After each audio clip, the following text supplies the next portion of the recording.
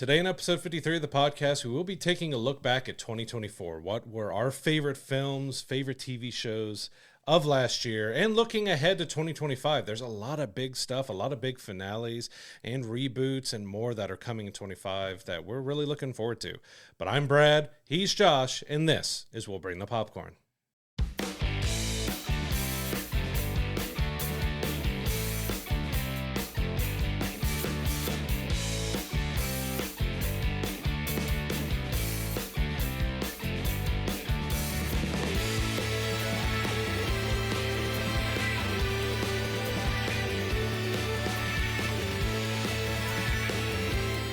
Welcome, everyone, to Season 2 of the podcast. We're in year number 2 now. We can't thank you enough for your continued support.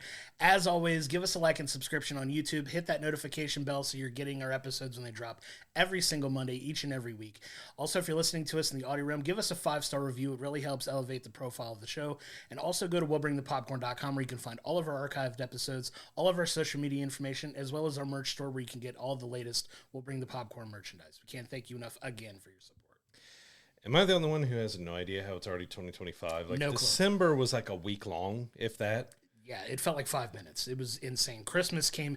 We had that anticipation for Christmas, and then Christmas came and went in like 5 minutes. It was ridiculous. I put our Christmas decorations up before Thanksgiving because of the weather and everything, right. And I took them down right after because of the weather on like the 26th or 27th, but it felt like I had them up for like 3 days and didn't get to enjoy them or doing it. It was just...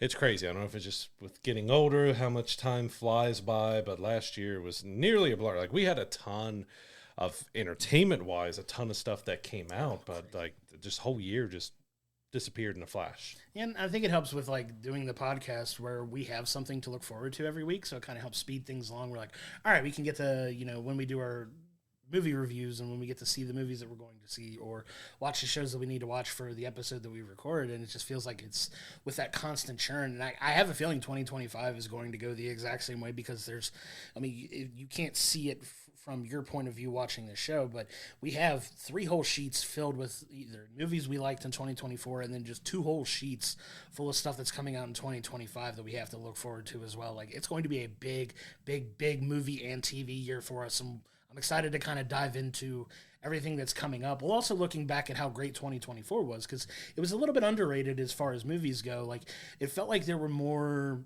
I would say, kind of meh kind of movies that came out in 2024. A lot of misses. Like a lot of misses that we were a little disappointed in, but there were some really, really, really good, like, fantastic films that came out in 2024 as well. And I'm kind of excited to look back and look ahead in this episode because we loved so much in 2024, but I have a feeling 2025, there's going to be so much more to look forward to that it's going to have the potential to have some all-time classics in this year, and I'm looking forward to having that discussion.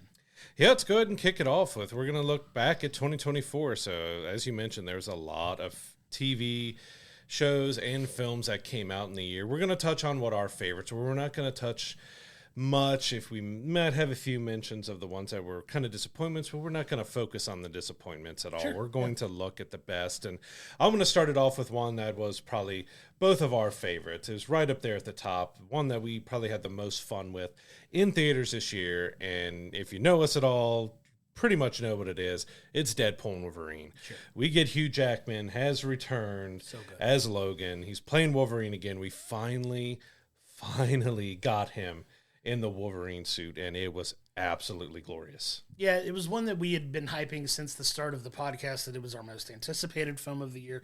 And a lot of times you have movies like that you go in with such high expectations for, and you're either slightly let down or it doesn't quite live up to everything you had hoped it would be. This was everything I wanted in a movie and then some. Like, hats off to Disney, who gets a lot, and for good reason, bad reps when it comes to a lot of things, but at the same time, they let Ryan Reynolds and Hugh Jackman make this movie that, it blew away every expectation we had for it. Because, the running conversation about Marvel right now is that Marvel's in a lag. Like, ever since Endgame, it hasn't quite been up to snuff that everything that was so magical about the MCU before that. And I really think this movie really helped just kind of get it out of that rut that it was in and kind of just start to catapult the MCU back into, positive lexicon for people that it's such a good movie, and it's so funny. The action is brutal. Like, it was just one that I had such high expectations for it, and it miraculously still exceeded everything I had hoped for in this movie, and it's just so good. The rewatchability is so high. I've watched the movie at least 6 times this year, which is not something I do for a ton of movies, but I'll constantly find myself going back to it. It is such a good comic book. Oh, yeah, being such a hard R that Disney kind of let them do whatever they wanted to do, including a ton of jokes at Disney's expense, which was great.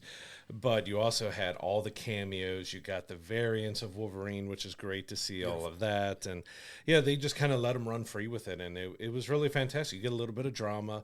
The only thing I kind of missed from it is I was kind of expecting to see more of the X-Men. Like I was expecting to see James Marsden and Famke Janssen and a few others maybe show up, because a lot of the movie revolved around his, because they had passed away in his world, but I thought maybe we were going to see them in a different world or something, but we got the Chris Evans cameo that we were expecting and, absolutely loved. But yeah, that was just a love letter to fans of Deadpool, of Hugh Jackman's Wolverine, of just like, hey, Marvel's done all this, Fox has done all this, let's just make a movie that's just a love letter to everything, and then we see where it goes from there. And it's just great humor, that just laughing so much. But again, the highlight of the whole thing was Hugh Jackman in the yellow and blue Wolverine suit.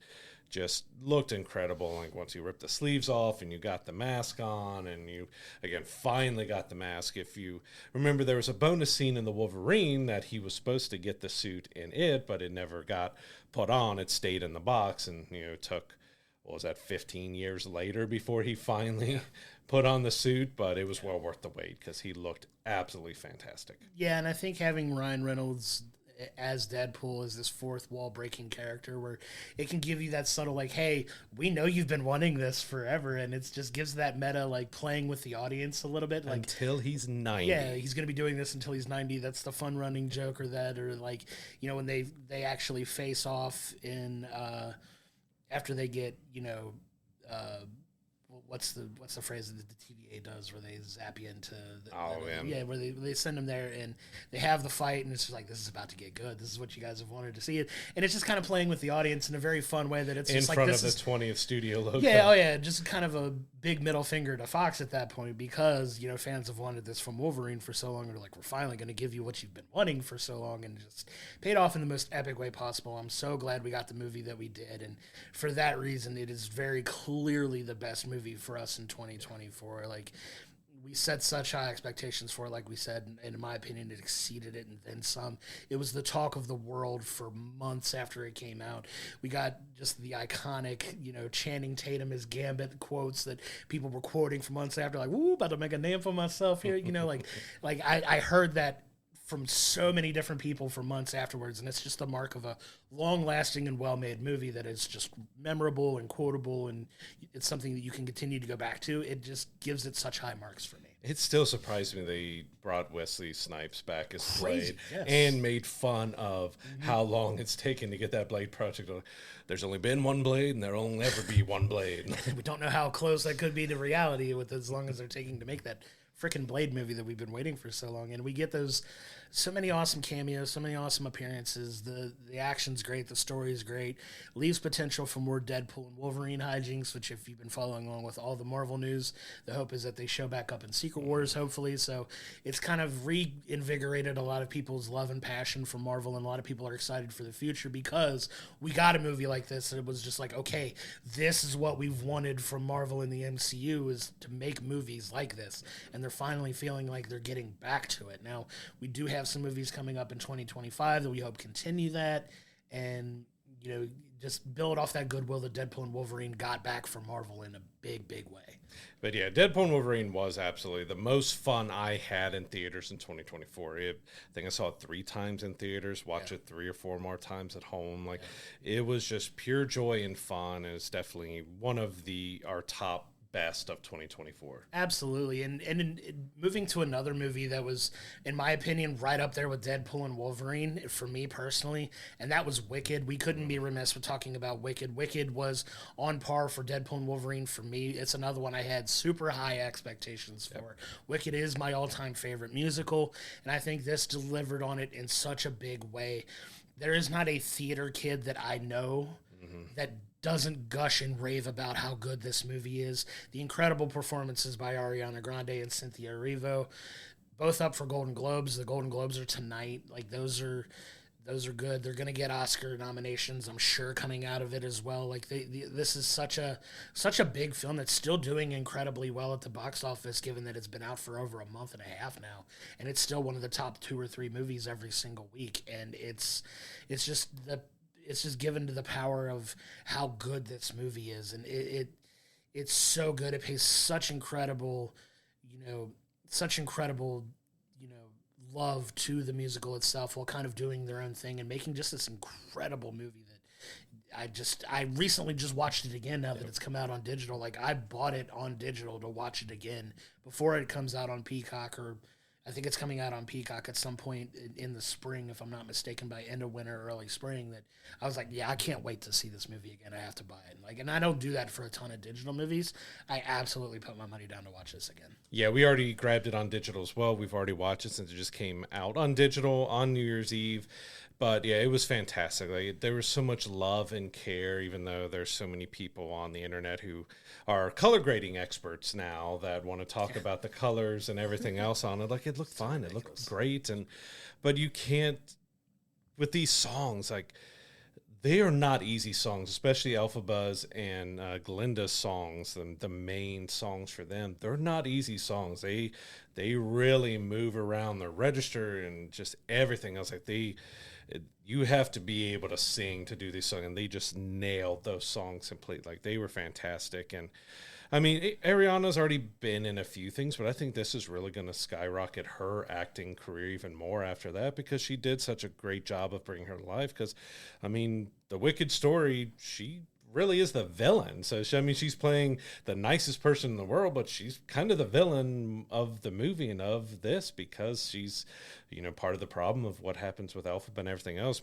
And I love that the movie kind of touched on that and showed you that, yeah, she is the popular one, and she is, kind of made sure that we brought home those aspects that, even though the Wicked Witch and her sister and everything else are, in The Wizard of Oz are the villains to us, well, let's look at maybe that's not how we thought it was. And I think they did a great job of really showing that from the book, from the play. I know the book is quite different. I ended up getting the book for my wife for Christmas so she can read it, and we can see just kind of how different the book is from the play, and how, compare the movie to the book and the play and everything else. But I think they did a fantastic job. And, this isn't the last time we're going to be talking about Wicked on the show, because part 2 is out in 2025. Yeah, it's going to be one of the biggest movies of the year as well.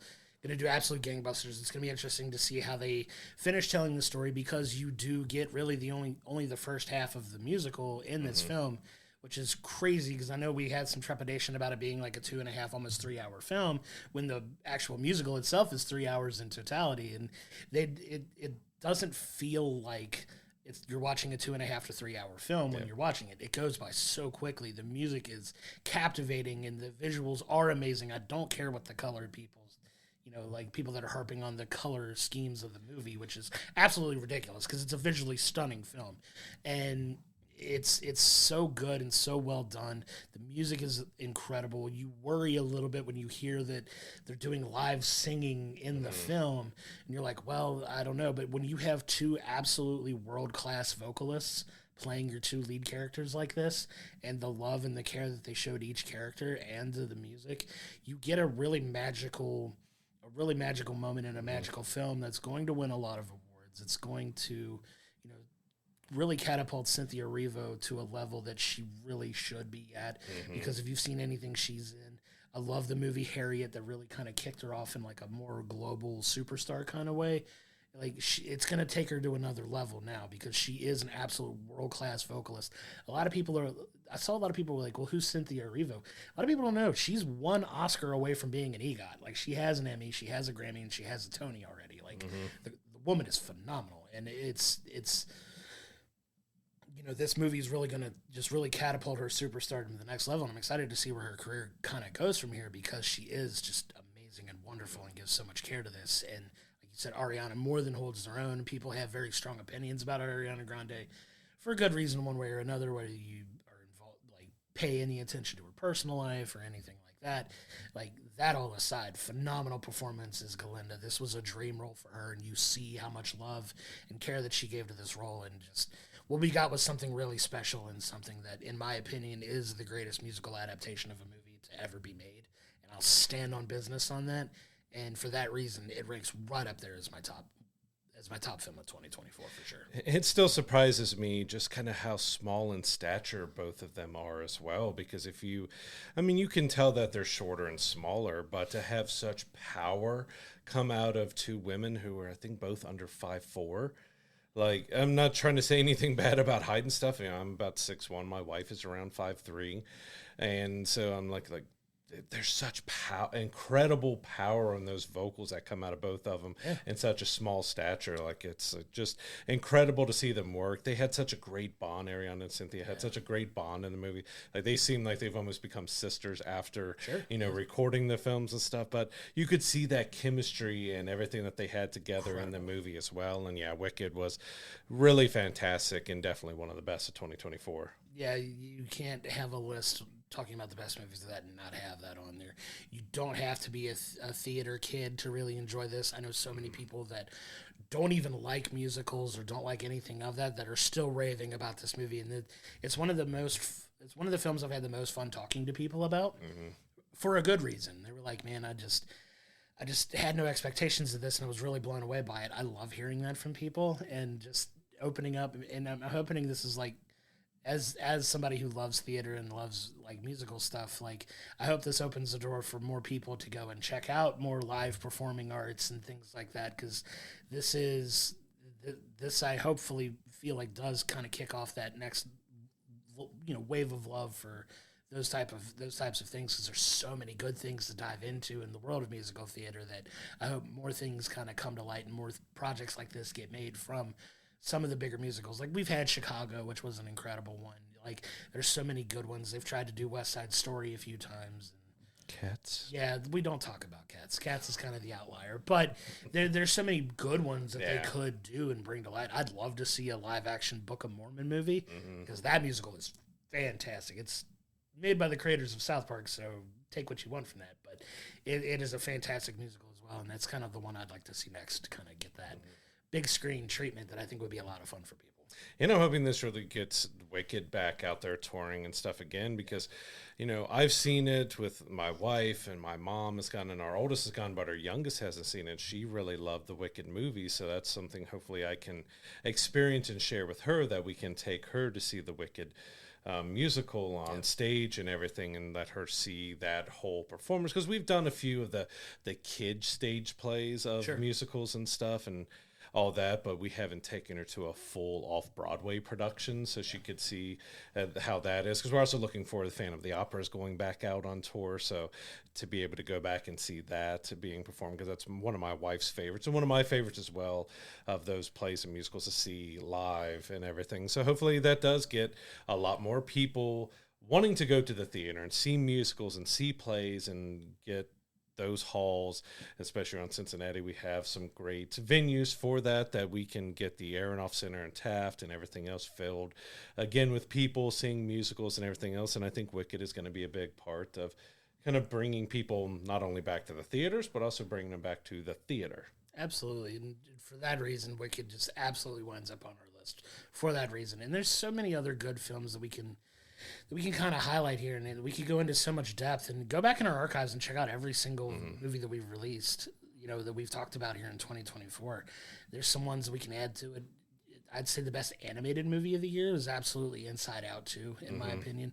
Right up there, I would put Wild Robot as well. Like, if you want to kind of just group animated movies together, those are, in my opinion, the two best. Wild Robot one being such like a kind of an unsung like hero like animated film. A lot of people were like, I don't know like what's up with this, but visually stunning, incredible story, just a beautiful visual movie, great story with that. Inside Out 2, a great follow-up to an already popular film that wound up being one of the top 2 grossing films of the year, if I'm not mistaken. Both fantastic family movies and a really good highlight for animation in 2024. I even throw out Transformers 1 Yeah. into with talking Agreed. about animation here. I thought it was a ton of fun. Like it's giving a different origin story, and got Chris Hemsworth was being Optimus Prime, and not everyone was sure exactly how his voice, but he did a fantastic job. I think it was one of the better animated films of the year that I really loved. But yeah, The Wild Robot and Inside Out 2 are up there as the two best that were released. Yeah, The Wild Robot, visually stunning, like just incredible to look at, but so well voiced and acted, and it had heart and it had humor, had some very dark humor to it and stuff too, but it had a lot of emotion stuff behind it. That is one of my favorites of 2024. And yeah, Inside Out too, especially because I have a preteen now, and that's where Riley is in the movie. So there's a lot that I can take from the personal life go into that. So it's nice to see that evolution of emotions and anxiety and everything else being talked about Inside Out too. But yeah, it was incredibly done, and it was a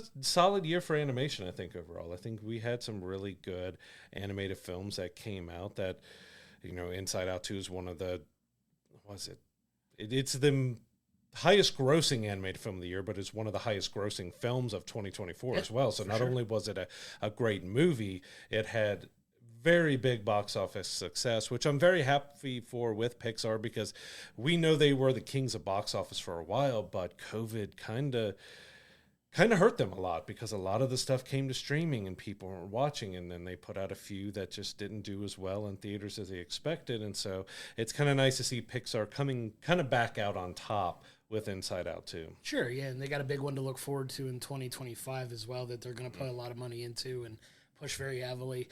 If you want to talk like animation, the kind of the hybrid animation live action, would be remiss to not talk about Sonic the Hedgehog 3 that just recently came out as well. Another fantastic movie that we gave a lot of high marks and reviews to. It's kind of a hybrid, not exactly animation, but it is and it isn't, kind of a fun mix of just another continuation of, you start talking about getting into the third film of a franchise where historically a lot of quality takes a significant dip, and we didn't get that with Sonic 3. And if you can go back in our archives and check out how we felt about it, like in one of our most recent episodes, but I feel like the quality of that is just as high as it's ever been now, which is great considering that it's a third one. And, there's going to be a fourth that we're well aware of, but I would put that up there as far as a high quality film that we got this year too. It just happened to come out at the very end, and it's just still kind of getting that buzz where I think, at least for a couple of straight weeks now, it's been number one at the box office, and people are loving and going and seeing. And it beat Mufasa. Yeah, it beat Mufasa, which is a little surprising too, but it's done so well. Not shocking considering the quality of the movie that it wound up being, but still another big hit, and another one that just was really well done that we both got a lot of enjoyment out of. I love Sonic the Hedgehog 3. I think it was just pure fun. It was just so much enjoyment. There's a lot of throwbacks for those who are fans of the video game world and universe with Sonic that is based off of. There was a lot of Easter eggs with that. Of course, we got Jim Carrey returning, and he got to play dual roles, playing against himself, which who better to play against Jim Carrey than Jim Carrey? Right. But yeah, it was just pure fun. It was just visually it was stunning. It was probably the best that the animation anything has looked in any of the Sonic films. It was very smooth, looked really good. We got a little more drama with Shadow and bringing Keanu Reeves in and everything, and of course there were some more jokes about Keanu Reeves, but yeah, it's one of the best family films, one of the best films of 2024, because it was just so much fun. It was just such pure enjoyment that you could go in to the theater, watch this movie. I know my kids cannot wait until it comes out on digital so we can watch it again, but it was just one that was just so much fun to watch. Yeah, and this was really a really good year for you've noticed the adjectives we use a lot are stunning visually, visually stunning films. We had a lot of that, and in my opinion, the most visually stunning film probably of 2024 is also one of the best films of the year as well, and that's Dune Part 2. Dune had this huge budget, and I think it even over-delivered visually on it based on the huge budget. It's a fantastic movie. Timothée Chalamet is the lead in that, along with Zendaya, and it's just a continuation from Dune Part 1. I know everybody is excited for Dune Prophecy to kind of end it. It spun off another Dune series on Max. That's Dune Prophecy on Max. Yeah, so Dune Prophecy is the Max, but the last Dune film as well coming up in a few years, hopefully. But yeah, definitely one of the best films of the year too. It was a great continuation on the first one. It's visually stunning. I think it kind of gets a little bit lost with some of the more recent successful films, but I go back and look at a lot of people's end of year lists, and it's one of many people's top 2 or 3 movies on virtually every single list I've seen. And it may have spawned one of the biggest memes of the year, too, which you know what I'm talking about. You've seen Del Toro's face everywhere and that GIF everywhere. And yes, I do say GIF, not GIF. I'm sticking by GIF. You're allowed to be wrong, but I'll let you continue. But yeah, Dune Prophecy. Dune Part 2 was fantastic, but you've got the best cinematographer probably in the business right now behind that, which that's still kind of up in the air because Batman Part 2 got delayed. Of course, he did the Batman and he's done both Dune films. Is he going to have time to do both? Is he going to be able to do Dune Part 3? Is he going to do Batman Part 2? Hopefully he's able to do both now, especially with the Batman being delayed, but he is the absolute best cinematographer out there. That such sweeping, beautiful visuals, but that's also probably up there with, Avatar has been one of the pinnacles of CGI animation and stuff, but Dune has up there. It's big up there, especially if you realize just how much is CGI in that movie and stuff, and it looks smooth and good and great. But yeah, I really love Dune Part 2. It's another one that you didn't realize as long as it is, and it just, of course, the infamous Dune popcorn bucket that came out from it that spawned the Deadpool and Wolverine bucket and all that stuff. But Dune Part 2 was one of the best films of the year and visually stunning, great acting. I'm really looking forward to see how Dune Messiah ends it all up because that's the last one of that trilogy. They're not going to let Dune die because it's making a lot of money. There's a lot of people interested in it again. There's a lot of material to work from the books with it.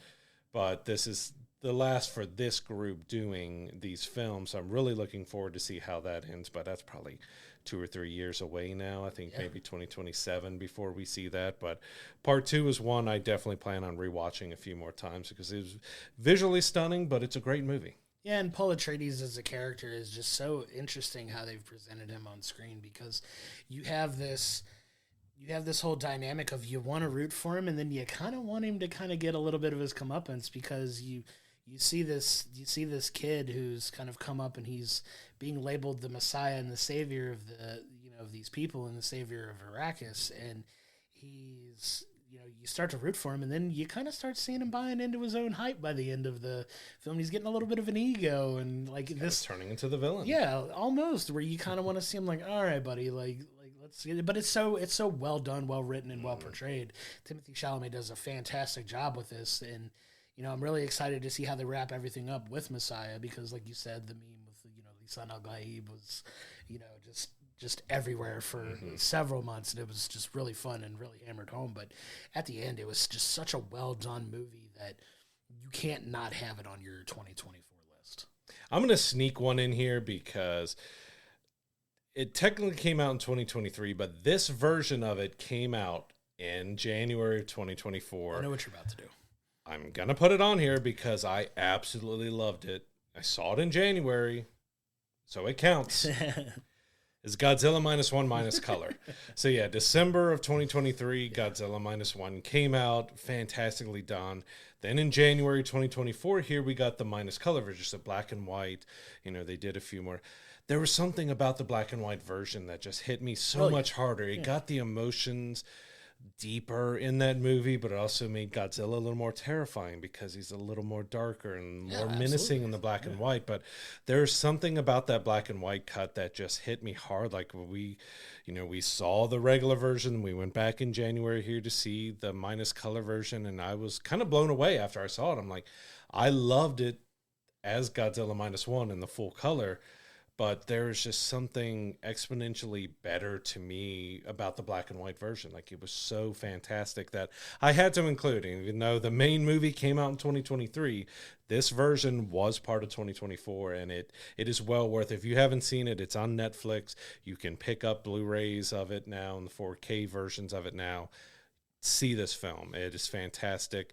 And I would almost recommend doing what we did. See the color version first, then see the black and white and see how you think of the difference there. But the black and white is my preferred version, and that came out in January of 2024. This is one of those rare occasions, just to kind of peel back the curtain a little bit, where we talked a little bit more about this going into this episode than we typically do going into our other episodes, because we kind of want our conversations to be more fluid and, like, as we're talking, as if we're talking about it for the first time, because in most cases we don't talk about these films after we see them, and we usually go see them at the theater together, where we really don't talk about it afterwards, where it's just like, hey, this is going to be a fun one to talk about when we meet and do the podcast, just because we want our honest reactions together at the same time.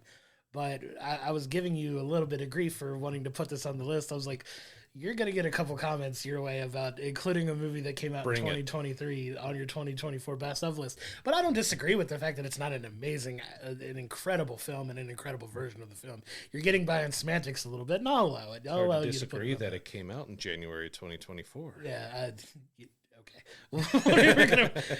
but you know, like I'll allow it. I'll allow it on this list. But it's so good. I can't disagree with that. The merits of the film are fantastic. It won an Oscar for a good reason, for visual effects and everything on such a small budget. And you know, we've been raving about this movie since we started doing this podcast, and you know, it continues to. It'll continue to rank very highly on both of our personal lists for a long time to come, just because of how well it's done. And it's just reinvigorated our love for those old school monster movies that you're kind of starting to see a little bit more of a renaissance in the film industry now. Like you have, you know, a movie that we both had on our list for the best films of the year, which just recently came out, which is Nosferatu, which is a remake of the old vampire Dracula story. Godzilla Minus One really helped elevate, you know, in popularity, those old school monster type feels that, like, now you're getting the Universal Park in Orlando that's opening this year that has an entire section of the park dedicated to the old school monsters of yesteryear with your Frankensteins and your stuff. And we're getting some of those movies this year, and we'll talk about them when we come up with movies that we're looking forward to. Like, you're going to see more of those creatures getting their own films this year, and it's really fun to see. But yeah, Godzilla was definitely one that had to kicked off and brought up front our love for those types of films again, and it just really set the tone for what was a really good year for that in 2024 for sure. And you can go back in our archives in 2024 to see our review of Godzilla Minus One Minus Color. I've got to give him crap on it because, yeah, it did come out in December, but this specific version, the black and white version, which I'm adding to the list, did come out this year, and it is just so fantastic. I said, so much drama. I've watched now because we watch the original sub version, and that's the preferred version I have of it, but I did go back and watch a dub version. But there's something about watching it how it was intended to be seen, and watching in black and white, that was so fantastic. But we even got, like you said, with the monster stuff, we had Monarch on Apple TV Plus. We had Godzilla and Kong versus Kong, X Kong, whatever you want to call it, the New Empire. That's not on our 2024 list, but it did gangbusters last year as well, and it was a fun film. So yeah, the monster movies are really taking kind of a big comeback, but I had to sneak that in there and get that in there because it's one of my favorite movies I've seen in the last few years, and getting my preferred version in 2024, just I had to mention it. Yeah, it was also a really big year in horror films as well, because there were a lot of horror films that did really well at the box office. Like we mentioned, Nosferatu is one that's doing really well off the top here at the end of 2024, moving into 2025. But I'd be remiss if we didn't talk about, you know, kind of like an action horror hybrid that both you and I really loved, and that was Alien Romulus. Alien Romulus was really well done. You had Fede Alvarez come back to make like this horror updated action version of Aliens that I think really did well as well. And there's so many good horror movies that came out this year, and there was so many to list that we could talk about. Like, obviously, Alien Romulus is probably the highest ranking for us as far as like that genre movies, but I know you're not a big fan of it, but you can't not mention the fact that Terrifier 3 did as well as it did, like really made a ton of money in What's up that I'm not a fan of it? I haven't seen it. Yeah, but I know how you feel about the over-the-top, gory, gratuitous, violent stuff, and a lot of people feel a very particular way about that, and you have very strong opinions about it, but it did commercially do very well at the box office, and it was kind of a bigger horror hit of the year. Yeah, I think based on total box office numbers and what it cost to make, it is the most profitable film of 2024. Yeah, for good reason. Like it made a ton of money. I know one that I don't think you have seen yet, because I don't think you may not have, I forget if you've seen the first one, but Smile 2 was another one that did really well, that So I really enjoyed. I actually prefer Smile 2 over Smile 1. Like I think it's an overall better movie, but it was kind of a good year for horror films, and like a lot of them did surprisingly very well at the box office. We had some that we didn't care for as much, but others that we did, and we included Heretic on here as well. I was going to say I'm doing honorable mention to Heretic because it surprised me. Yeah. Like Hugh Grant coming into horror and kind of all set in this house and having, being about religion and everything else. But it was kind of a surprise horror film for me that I thought it had, great atmosphere. It visually looked great. Like, I think it did a really good job, that it was worth a mention of being one of the better horror films of 2024. Absolutely. And there were some that were some misses, but looking ahead to 2025 that we're going to do here shortly, a lot of the movies that we're talking about going to see fall in that horror realm, including one of the very first ones we're going to watch this year and do a review on. Like, I'm excited for the year that horror is about to have, because there's some really highly anticipated remakes, a couple sequels, some really big horror films to look forward to in this year as well, that I think is going to be a big year for the genre, which I absolutely love because I love horror movies. But it's going to be a big year for that in 2025 as well. But yeah, it was a good year, man. Like, I think horror's, like, over the last couple years especially, is kind of really rebounded from having a real lull period to where you're seeing some really high quality horror movies coming out again, and it's exciting to see for sure. And as we talk about 2025 here in a little bit, like, Blumhouse has been one of the bigger independent studios doing a lot of horror films. I think they've got like 5 releases in 2025. Yeah, but a whole bunch. I do want to do 2 last honorable mentions with 2024 because I did enjoy them so much. And I'll just start off one that I know we both had a big connection to, the original Twister. Twisters was a fun movie. Sure, like, I had a great time with it in theaters. It visually looked stunning. You got Glenn Powell being charismatic as usual with everything. He got to kind of play, would you think he's going to be the villain, but he's actually kind of a good guy in it as well. I thought that was a fun follow-up. Like, it followed a lot of the formula of Twister, which is one of my favorite movies of all time. Sure. And I think it did a really good job of kind of bringing it back and bringing into a new generation and a new world of meteorology and everything else. Like, I thought it was a really fun, like, I would put it up there. It's not one of the best movies of 2024, but one of that I got the most enjoyment out of in 2024. Yeah, we absolutely had a blast watching that movie, and you go back in our archives and check out our review fully for more on that. But that was one that definitely had a little bit of polarizing opinions. Like, people either went, like, I really enjoyed it, or I really didn't like it, which was kind of surprising because I know it's definitely not going to have the same cultural impact as the original Twister had. The original Twister was just an absolute monster of a movie at the time that it came out. And this one still did really well at the box office. I think it still wound up being a top 10 grossing movie of the year. I have to go back and double check that. But it did commercially really well, and I was genuinely happy with the experience that I had in the theater going to see it, because we had a lot of fun with it. And it's one that really, I think, helped a big year for Glenn Powell and kind of really helped push him higher into, that A-list status for sure for him. That's one I wish we had a 4D theater that was close enough Sure, for us to really go to just see how that was. But I've heard some people talk about it where it really threw them around and everything else. But it would have been fun to see. We tried to see if we could get it showing at the OmniMax at the Cincy Museum Center, and that felt that would have been great, because if you don't know that, it's a globe screen that goes completely around your head, and you're laying back, and it would have been a lot of fun to watch on it. But the last one I really want to touch on 2024, because I don't think a lot of people saw it, and it was a smaller kind of release, even though you have powerhouses in Andrew Garfield and Florence Pugh. But this is one of my favorite films of 2024, is We Live in Time. Like, it was a very beautiful but dark, dramatic, sad, just powerful performance by Florence Pugh, and Andrew Garfield also did fantastic in it. Like, it was really raw, really emotional, and it was also dealing with a year that we had one of our good friends lost their mom to cancer, and we were dealing with a lot of loss in our friendverse and everybody around there, and having that had a big impact watching this, because this is one, if you're going through something tough emotionally, like, it's going to hit you hard, because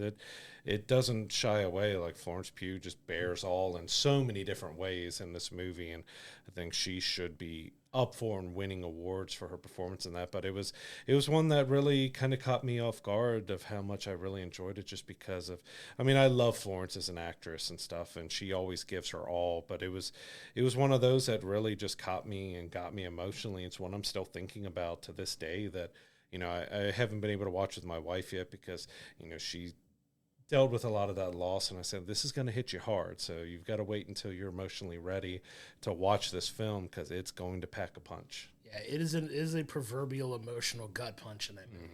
Absolutely loved it. I think Florence Pugh is an incredibly brilliant and gifted actress. She's so good. She's really coming into her own with these movies.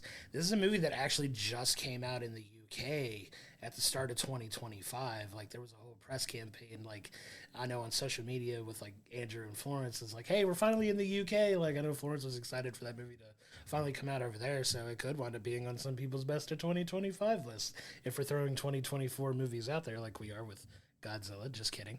But no, it was a really well done movie. I love this movie so much.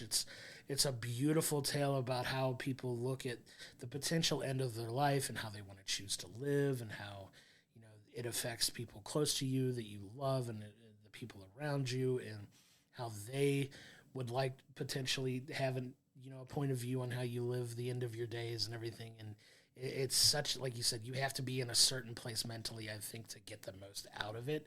Like, I don't think it's probably the best movie if you're already if you're looking for something uplifting. This isn't the film. It's definitely not. But that doesn't take away from the effectiveness of the movie and the incredible story that they do tell. And it's absolutely deserving to be a spot in our favorite movies of 2024, because it's so well done, brilliantly acted. Andrew Garfield does so much with so little in this movie, because they don't give him a ton of depth.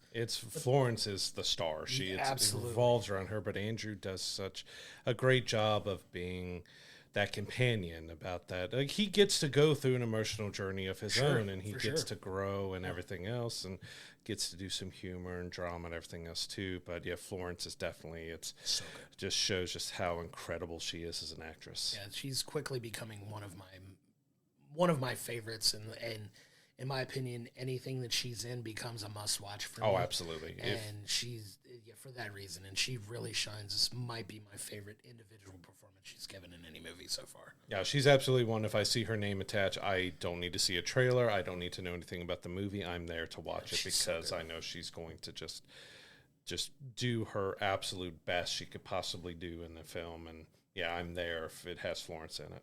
Absolutely. And I think that's a good way to end our year of film in 2024. So many good things to look at. Please go back in our archives and check out what we thought of every single movie that we've watched in 2024. So much to look forward to in 2025 that we're going to get to here in a little bit, but we're going to move over into our best of TV in 2024. 2024 had a lot of really good things in TV as well. Some really high, like the things that were our favorites are kind of coming up on our best of all time lists.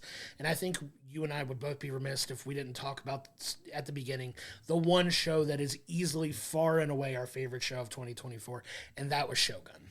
Yeah, Shogun was absolutely incredible. I mean, it was another one kind of like Godzilla Minus One that you could, it was aired on FX or Hulu, but you could watch it dubbed or subbed. The sub version was preferred way. Seeing these actors and actresses do it in the original language that it was intended for in Japanese, and Anna Sawai was unbelievable as Mariko. She should win every single award she's up for, because that was probably the best performance of the year that I had seen in 2024. Like, she just absolutely killed it. And then it's not to say that anybody else in the show, everybody was incredible, but there was just something that stuck out to me about her performance, that she was, and she played a big part of it. She was the kind of the heart and the soul of the series, but it was just unbelievably incredible. And again, another visually stunning production that they filmed it all in, I think, Canada, but it was in feudal Japan, set in feudal Japan, and like, I couldn't tell. Yeah, you couldn't tell visually, just stunning. The performances all around were incredible in this. It won a ton of Emmys as we predicted it would. So we'll give ourselves a little pat on the back for that, for kind of recognizing that and kind of foreshadowed that it was going to win all the awards because it deserved to. It was just an incredibly brilliant show that we did our episodic watch along on this. I've gone back and binged watched it, and I'm really glad now that I've done that. I'm really glad that we did the episode week by week breakdown of this show, because I think it had a better impact on me than watching the entire thing in a binge setting. So it's a fun study of those like types of shows to see if they work better if you're waiting with anticipation for what comes next versus getting the entire show and watching it back to back to back. I had a better experience watching it like episodically. Not that I'm saying it was any worse per se, watching it in a binge setting where I watched all the episodes on like a Sunday or a Saturday where I had the entire day to watch the entire thing. But it was so good, so well done. Hats off to everybody that made that show. Visually stunning, incredibly acted, great story. We can feel how we want about the second and potentially third seasons that they're going to do moving forward, but in a vacuum, this first season was, in my opinion, absolutely perfect from start to finish. Yeah, absolutely one of the best seasons of TV that has ever been made. Like, I think it was just brilliant. And that's why we're so hesitant on the season 2 and 3 that was announced, because it was a miniseries. As originally announced, that it's a one-off. They're not doing anymore. They basically covered most of the stuff in the book that it's based off of. The rest of the books in the series are set many years apart, but they're, continuing on with the season 2 and 3. But we're hesitant just because we loved season 1 so much. Right. Like, we have faith because they have, most of the same people are moving forward with season 2 and 3 that are left at the end, that they're going to do a good job by it. But it's because season 1 is so incredible.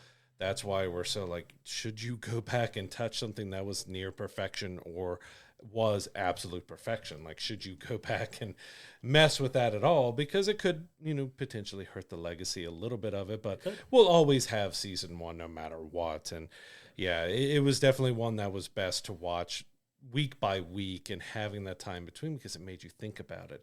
It gave you that anticipation for the drama and what's going to happen next. And that is one that you could see, like, even though it's still incredible to binge, you don't have that anticipation that week by week got you of, okay, what's happening next? I need it, I want it, but nope, you've got to wait a week instead of, oh, okay, back, and I finished it all in a day. Like, it definitely can be done that way, and I did binge as well afterwards, but it was like, it's one of those that really shows there's some that are great and fantastic to binge and just watch it all in one sitting or in a couple days, but this is one that was true classic TV that was, you got to watch week by week and just see it and stew in what happened for a little bit and be ready to watch the next episode. Like, it was just absolutely incredible. We cannot recommend it enough.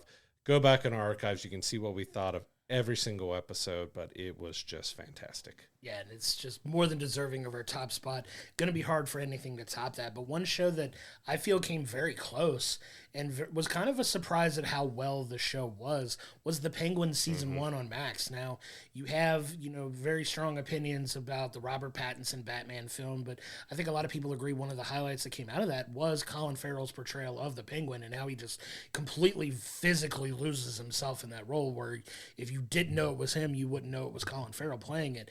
And what we got was just this incredible ride for an entire season of this, I would say, Sopranos-esque mafia crime drama series that just gave us some incredible performances across the board, and most notably Colin Farrell, obviously, as the Penguin, but also Kristen Milioti as she was fantastic. Sophia, and it was just such an incredible run for her that these guys are getting their flowers with these award season nominations, and I'm so happy and thankful to see that. And what at the end we got was just this incredible, like, it didn't necessarily have to be comic book adjacent, but it had comic book characters, but it's such a wonderfully told mob, crime, action, drama, thriller series that we got out of this that I was completely blown away by. Yeah, you didn't have to know with how they handled this that it was based off of a comic book or had comic book characters in it. Like, you have a couple references to Batman and what happened in the Batman, which I absolutely loved. Robert Pattinson's The Batman. I thought it was,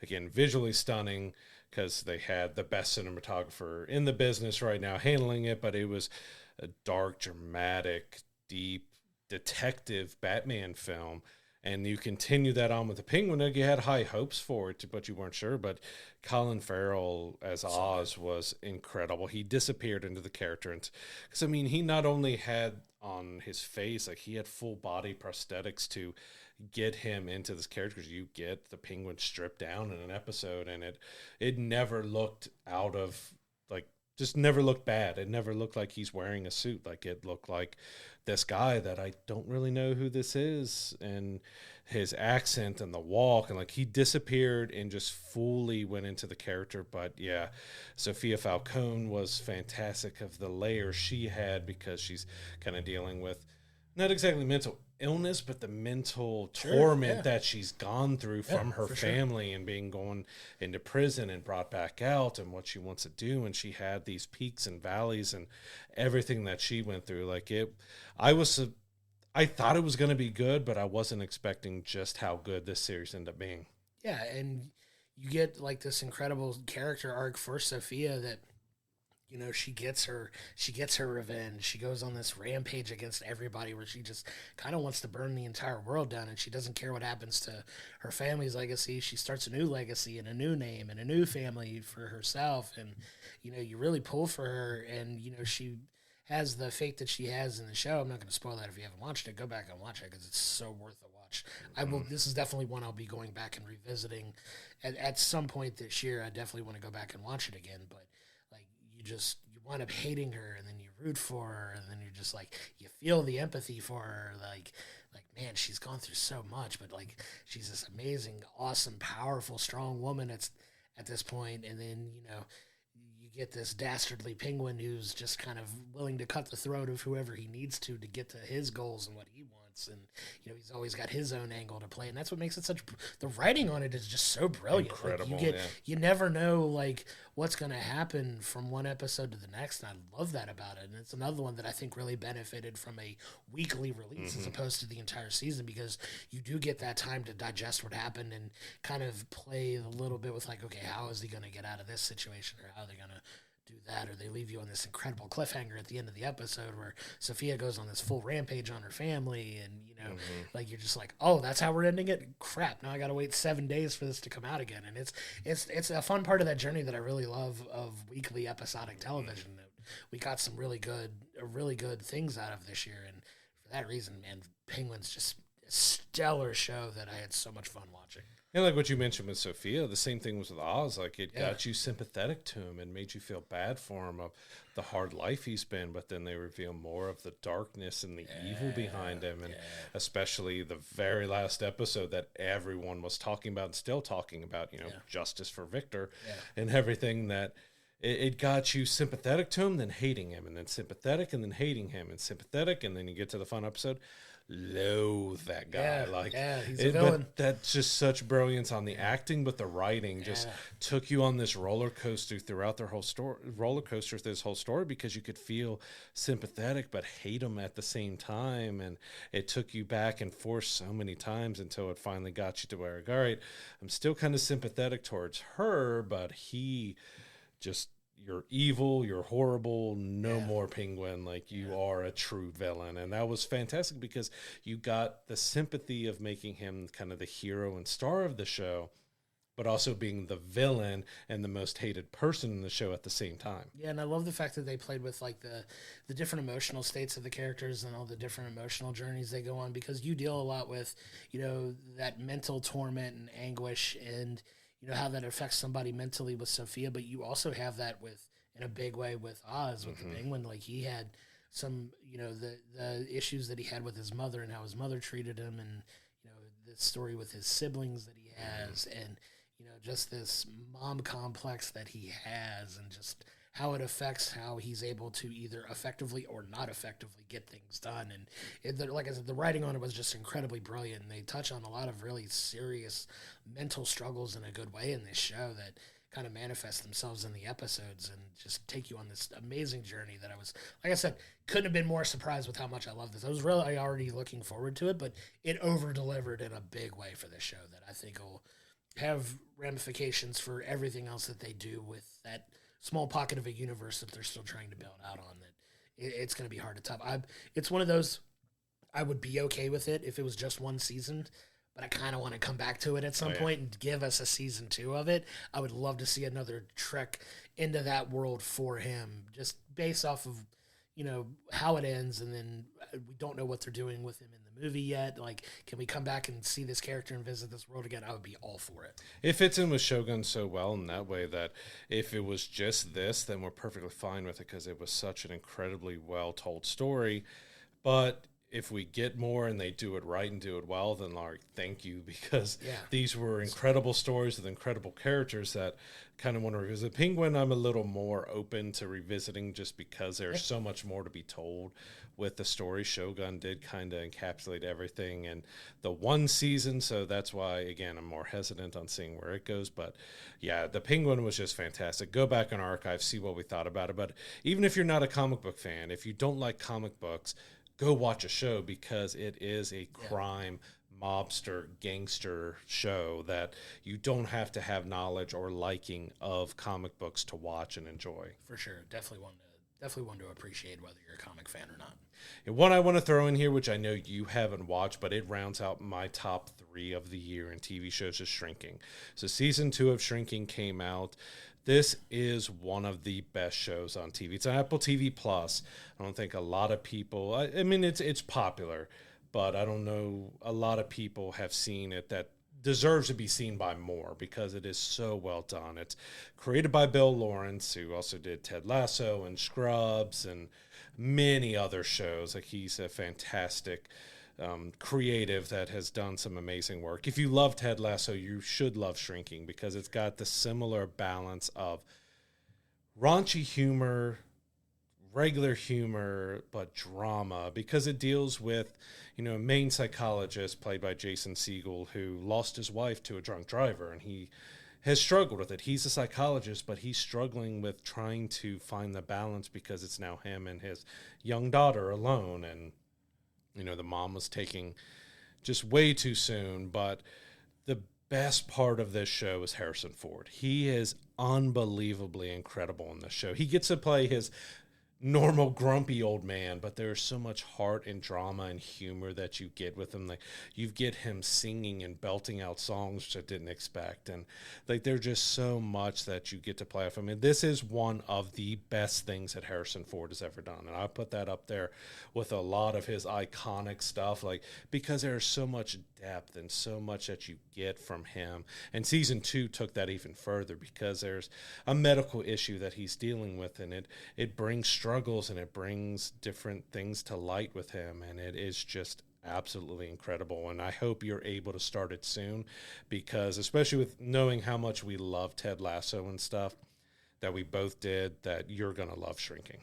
Yeah, and you sell it really well, and you're not the first person to recommend this show to me. Like, I've had multiple people tell me, like, why haven't you watched this? You rave about Ted Lasso and how much you love it. Ted Lasso is arguably top 3 TV series of all time for me, and it's if it shows that same love and you get the same people behind it making this, I'm all for it. I've told you, like, off air before we came on here, it's the next show I'm going to start after I kind of catch up on some of the ones I'm in the middle of watching, but it's literally the next show I plan on starting. And for that reason, I'm more than hyped to check it out. I love that it's making it onto your list as well.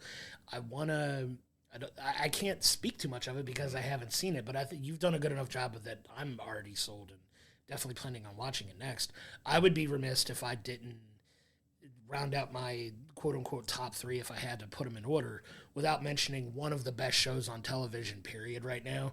And if you look at any award show, they're winning all of them every time they're nominated. It's The Bear. The Bear season 3 was phenomenal, fantastic.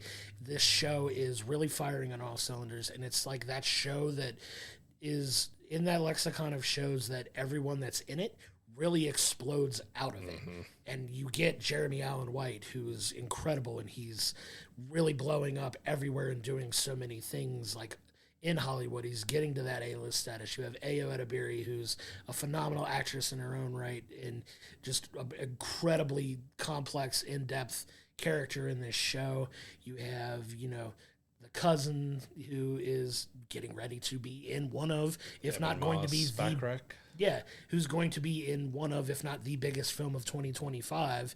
in the in the Fantastic Four movie, and we'll get to that when we talk about 2025. But this show is so incredibly well done. It's such a great mix of comedy and drama. It leans more into the drama that has some humor moments. It makes me laugh when it comes to award season that they put it in the comedy section. They need to change that stuff. Like, there need to stop being so many like musicals being put into comedy, or dramas being put comedy, musical, drama. All those need to be separate. They are completely. They can be mixed and be within each other, but like, even though it's winning all the awards for comedy, it should be in there for drama. It should, like, they need to separate out those categories some more, because there's just so much that's getting, best musical comedy. No, best musical, best comedy, best drama series. Like, separate those. Sure, yeah, and you can have multiple elements. But I think what this does is it walks such a fine line that I'd say if you had to give it like a 50-50 split between comedy and drama, I'd say it's more 65-35 in the drama comedy, where you get the comedic elements of it in, and the comedic elements just come from their interactions with each other, and their, the way they speak to each other, the way they handle things is just so over the top and absurd. And you're like, are these real people? Yes, these are absolutely real. They feel like absolutely real people that you would like interact with in real life. And I think that's what's so good about the writing in the show is like there's somebody on this show that you can relate to. Like everybody can relate to at least one person on this show. And it's such a brilliantly written show. This season was phenomenal. If you haven't gone and seen this show yet, out of everything that we talk about here and recommend, this is the one that's easily the most bingeable, that you can catch up on the quickest, because the episodes do tend to be about 30 minutes each, where some of these other shows we've talked about are like hour-long episodes that take a little bit longer to catch up if there are multiple seasons of it.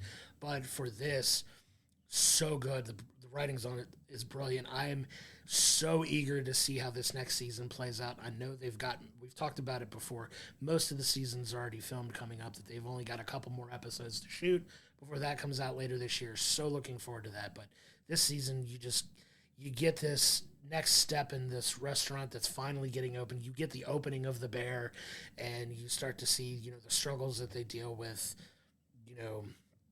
just starting up this restaurant, and, the way that, Jeremy Allen White's character's personality, Carmy, he's wanting to change this menu every single day, and they're struggling with, keeping up with that, and he's trying to make it a Michelin restaurant, and everything hinges on these reviews that he's finally getting, and it leaves us with a really fun cliffhanger that leads into season 4, and I'm just so chomping at the bit to continue the show. And also has a chef that you hate sharing a name with, because he's such a jerk, played by Joel McHale, done brilliantly, well done.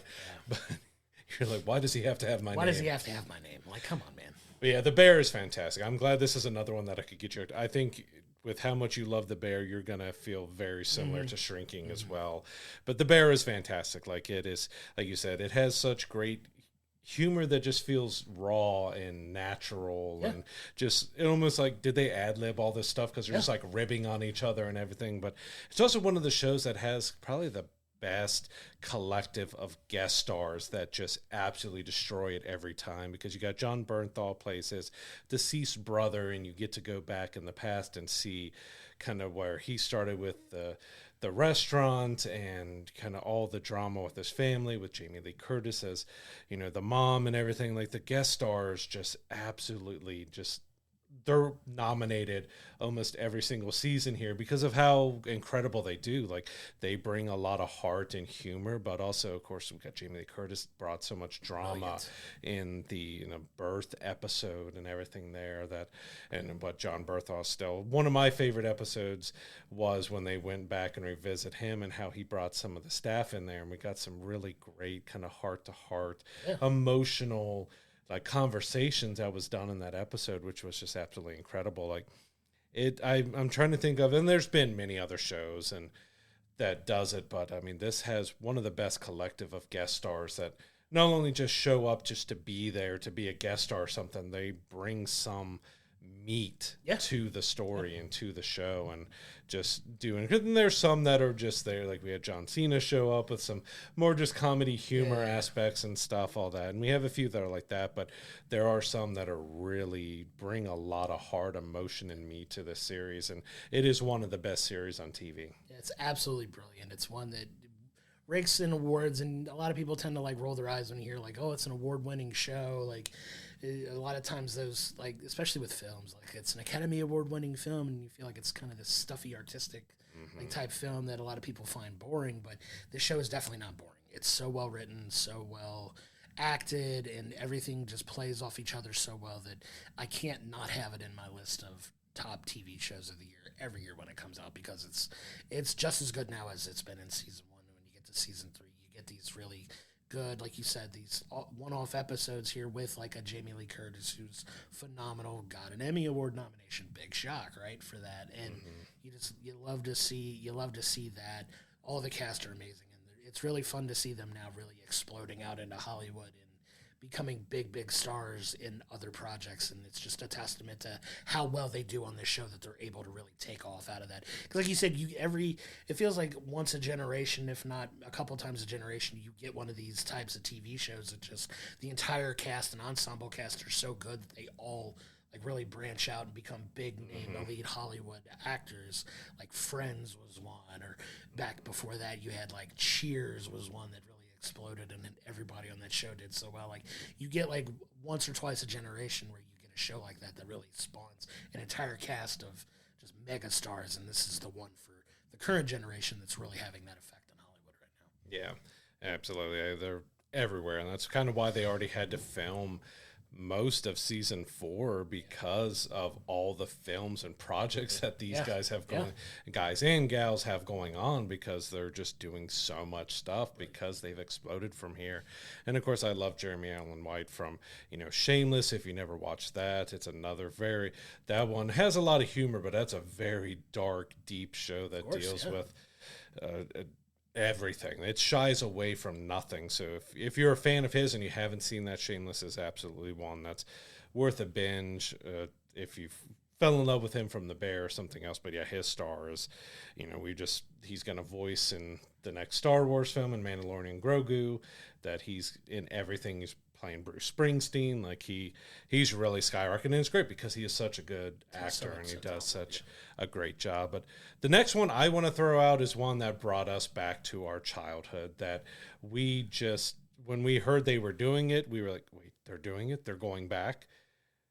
X-Men 97. So good. The continuation of X-Men, the animated series from the 90s. It picks up right after where it left off. This was incredible. This is when you show that you have care for the subject matter, for the characters, for the comics, for the show, for everything else of what you can do, because they really hit a home run with season 1 of X-Men 97. We got humor, we got drama, like Gambit and Rogue are 2 favorites, and there was such a hard-hitting episode. Like, we even talked to, the voice actors and the cast of the show. Like, we haven't recovered from these episodes. That just killed us. Like, that just hit us so hard, especially what she said as Rogue and what we had as Gambit there. And, like, that episode was just like, okay, they're not playing around. Yeah, it's such a well-written show, too, like, on its own. Take away the fact that it's an animated series, like it's a really well-written show, period, whether you're a fan of animation or not. Like it hits so many nostalgic notes for us because we do have such a strong connection to X-Men the animated series from our childhood, and this brought it really into a modern story where it just really picks up from where X-Men the animated series leaves off and is a continuation of that. But so brilliantly done. So many of the voice actors from the X-Men the animated series came back to do their voices in this, whether they played the exact same character or in some cases a different character.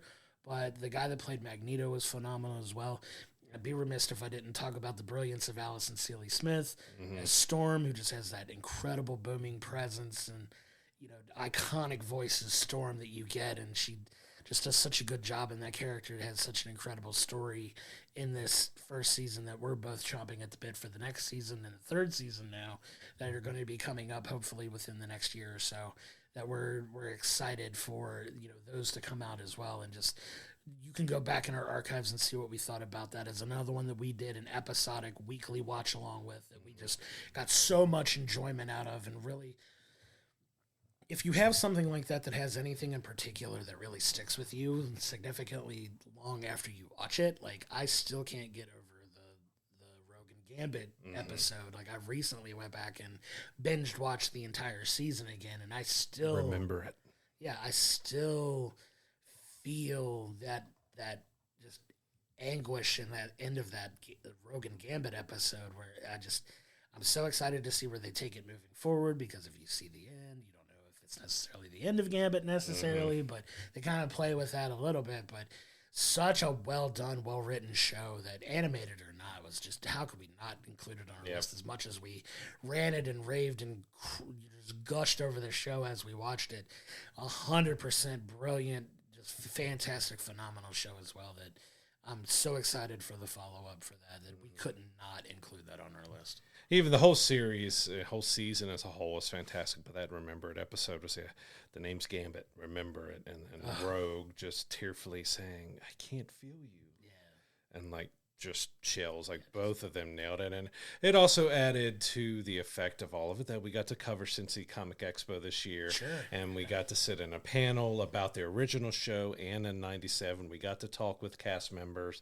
and Lenore Zane, that I butchered her name and probably still butchering her last name or something else, like, it was so fantastic to be able to talk to her, because that's where I fell in love with comics, was X-Men, the animated series, and especially where I fell in love with Rogue and Gambit was with her portrayal as Rogue, and get to talk to Storm and Rogue and Gambit and Beast, and got to talk with them, was just really really a ton of fun that I can't wait to do again and be able to speak with them on it, because they have so many great memories about doing the show, but they feel the love and they felt the importance of doing this season right by fans to be able to come back and do it. And they felt like it was a really important thing that they knew they had to get right as well, because they knew how big X-Men, the animated series, was, not only for them and their careers, but also for fandom in general.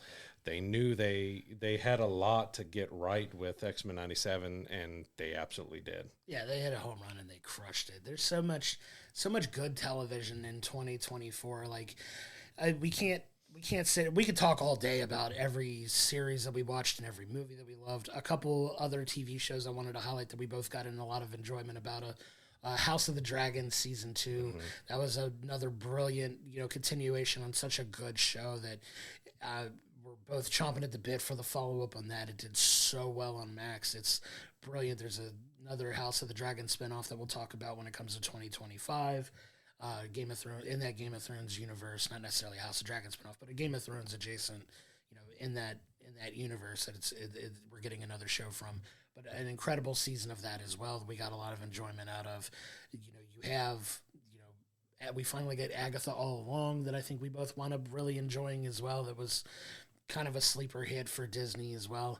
And then another one that was kind of a big hit that nobody really saw being a big hit, because we didn't know how good the show was going to be at the time. That was Fallout. I had a ton of fun watching Fallout on Amazon when it came out. It was one of those that was like, video game TV series. I don't know how they're gonna incorporate it, but that's another one that I got a ton of enjoyment out of. I know I kind of rapid fired a few of those TV shows, but there's so much good TV that we could harp on that we just don't have time to cover. Oh, I agree. All those were great. Fallout was a big surprise because it felt like a video game. You got some scenes that were like they were walking you through playing the video game, but it had that, because Fallout is a very interesting series because it's in the future, but it's retro, and it has some very dark humor and some graphic violence and everything else to it, and it nailed pretty much every aspect of it, so I really loved it as well. I wanted to throw out some love to Masters of the Air, because that was a great miniseries that we watched on Apple TV Plus that we did cover, that you can go back in archives and see. That was beautifully done, well acted, told a great story overall. That's kind of a follow-up, and in the Band of Brothers and the Pacific kind of, which those are still, Band of Brothers still is one of the greatest TV shows of all time, miniseries of all time to me, because it was so incredibly done. And, Masters of the Air wasn't quite as good as those were, but it was still a very solid series, and you had an incredibly stacked cast in it as well. And I think they did a great job at that. And I did want to throw out, it's still running, so it hasn't ended yet, but especially after what we got with the Acolyte and the disappointment that we had in that series, Star Wars The Skeleton Crew has been a really big breath of fresh air. Like, I've really enjoyed what we've got so far. We've still got a few more episodes before the season wraps up. It did start in December of last year, but I've had such a ton of fun with it. It is Goonies and Treasure Planet meets Star Wars, and I think like Jude Law has been fantastic playing this kind of, again, like good guy, bad guy, good guy, bad guy. The kid actors have done a fantastic job as well. Like, I think it was worth mentioning and being one of the better shows of 2024 just because of the issues and the problems we had with The Acolyte. The Acolyte had such a great premise behind it and could have been really fantastic, but and you can go back in archives and see exactly, we did an episodic walkthrough or watch through of all that, but it failed with its story, where I think Skeleton Crew has really done well by its characters and by the writing and the story. And it's a really good show that I'm looking forward to seeing wrap up here in about a week or so. Yeah, I think they've done a better job with that show of kind of embracing the tone of the show that they want to set, and they kind of keep that consistent throughout what we've seen so far, and I'm excited to see how that wraps up as well. And it's kind of definitely a better swing in the right direction for Star Wars after that. Just I'm not going to sugarcoat it, the absolute garbage pile that we got from The Acolyte. And I'm going to put up on screen here to send all do. hate mail to Josh. I'll give you his address, everything else. You come directly now. Tell me how much you hated The Acolyte too, because that's a lot of the feedback. It's very mixed. There's some people who loved it, but the general consensus is, I mean, it got canceled. It's not getting another season. Yeah. They said the main reason was because it cost them $200 million to do, and it was very pricey, but most people were disappointed. But like, it had great action sequences. Sure. It had a great villain in the end that we were almost cheering for over the Jedi and the people were following. It just, it had so much potential to bring us into this world in the past of when the Jedi were big and prolific, and it just dropped the ball so hard. That's why Skeleton Crew was a good mention for me, because I feel like it's kind of nailed everything that it's tried to do. Sure, and if you want to talk about a show that does action really well and got right, that tells a much better story, I'd be remiss if we didn't at least end our favorite shows of 2025 without talking about Terminator Zero Season 1. Like, we went back and talked about it. You can go in our archives and see how we felt about that entire season, but I think that one was the one that took the darkness, the violence, and gave us this beautiful animated telling of this story of a different way of looking at, you know, this Terminator story, and it's so well done visually,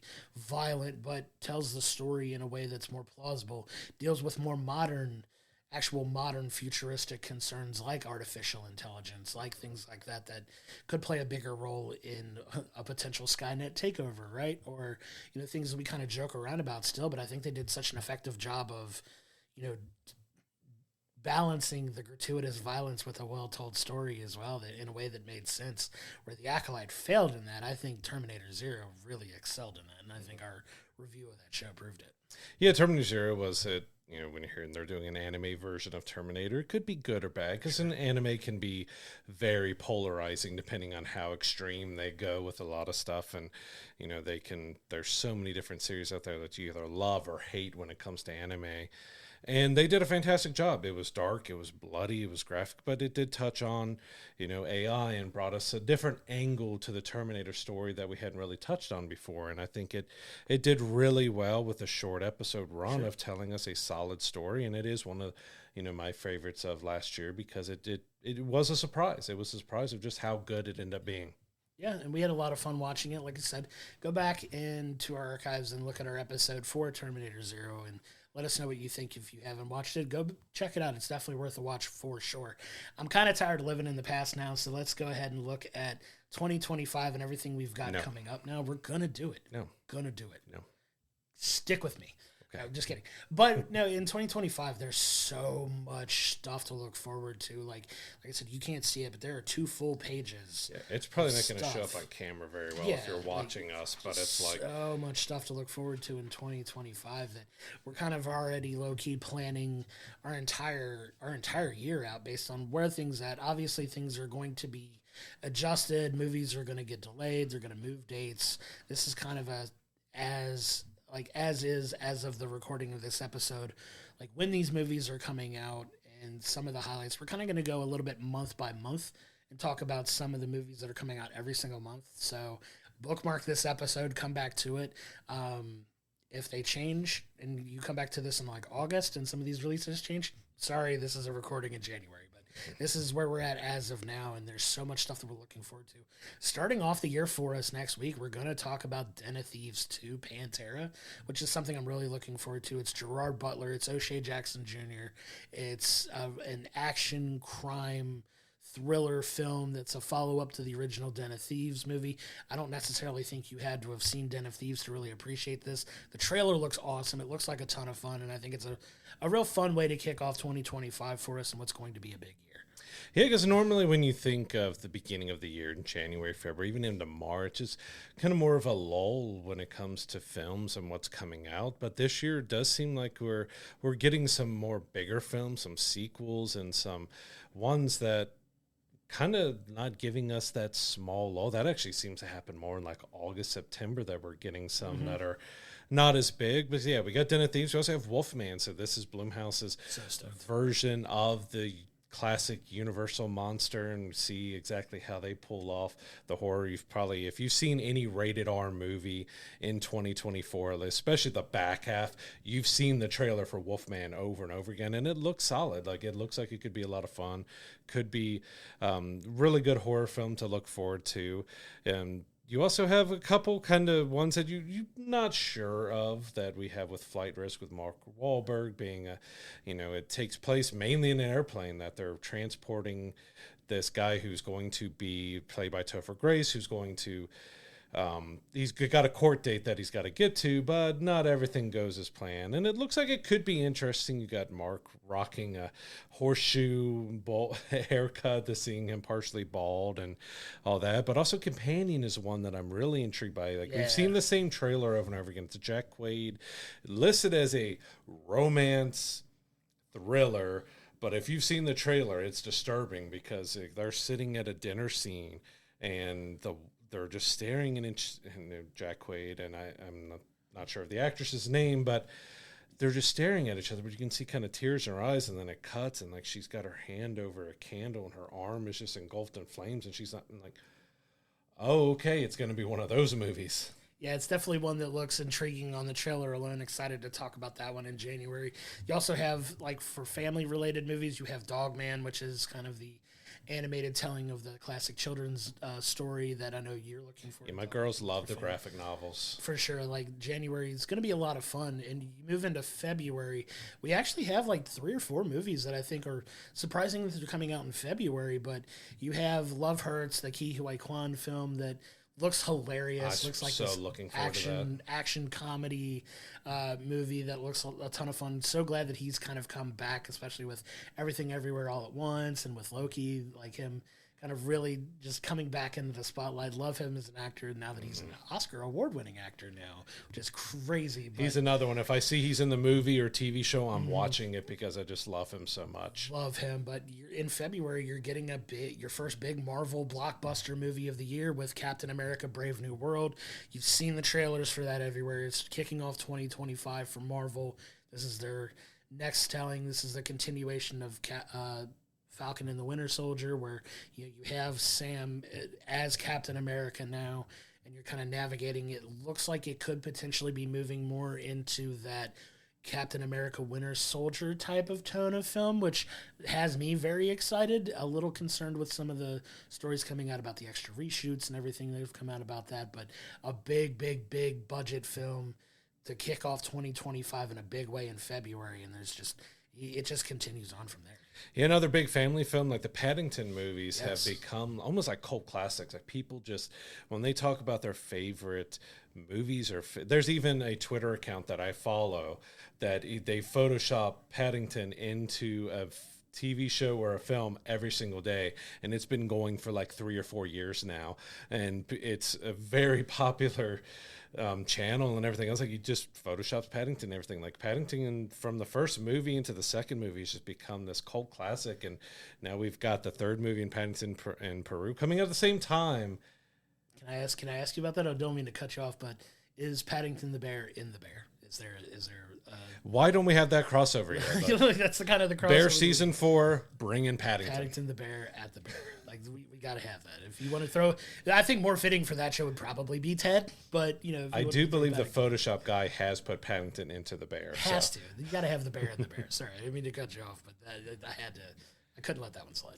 Yeah, the next kind of grouping after this is some kind of interesting ones because we have another Stephen King adaptation in The Monkey, which those could be very hit or miss, depending on how they do it. And The Monkey is kind of a very dark and Stephen King horror movie. But we also have finally, after Warner Brothers canceled one of them and never allowed it to see the light of day, we do have a Looney Tunes movie, The Day the Earth Blew Up, coming into theaters on February 28th. We're getting that out there. I'm looking forward to seeing that, but there was a lot of controversy, especially in 2024, because there were so many TV shows and movies that were getting canned before they were ever released, or if they were released, they were pulled off, deleted, no one's allowed to see him. And again, like, that was a very weird year for all that stuff. And one of the biggest ones was a Looney Tunes film that they talked incredibly good about, but it's not going to see the light of day. Yeah, it's just another one of those weird directions that Warner Brothers is taking where you just don't know what they're doing. And it seems like a big jumbled mess, but I'm excited to see that we're getting a Looney Tunes movie.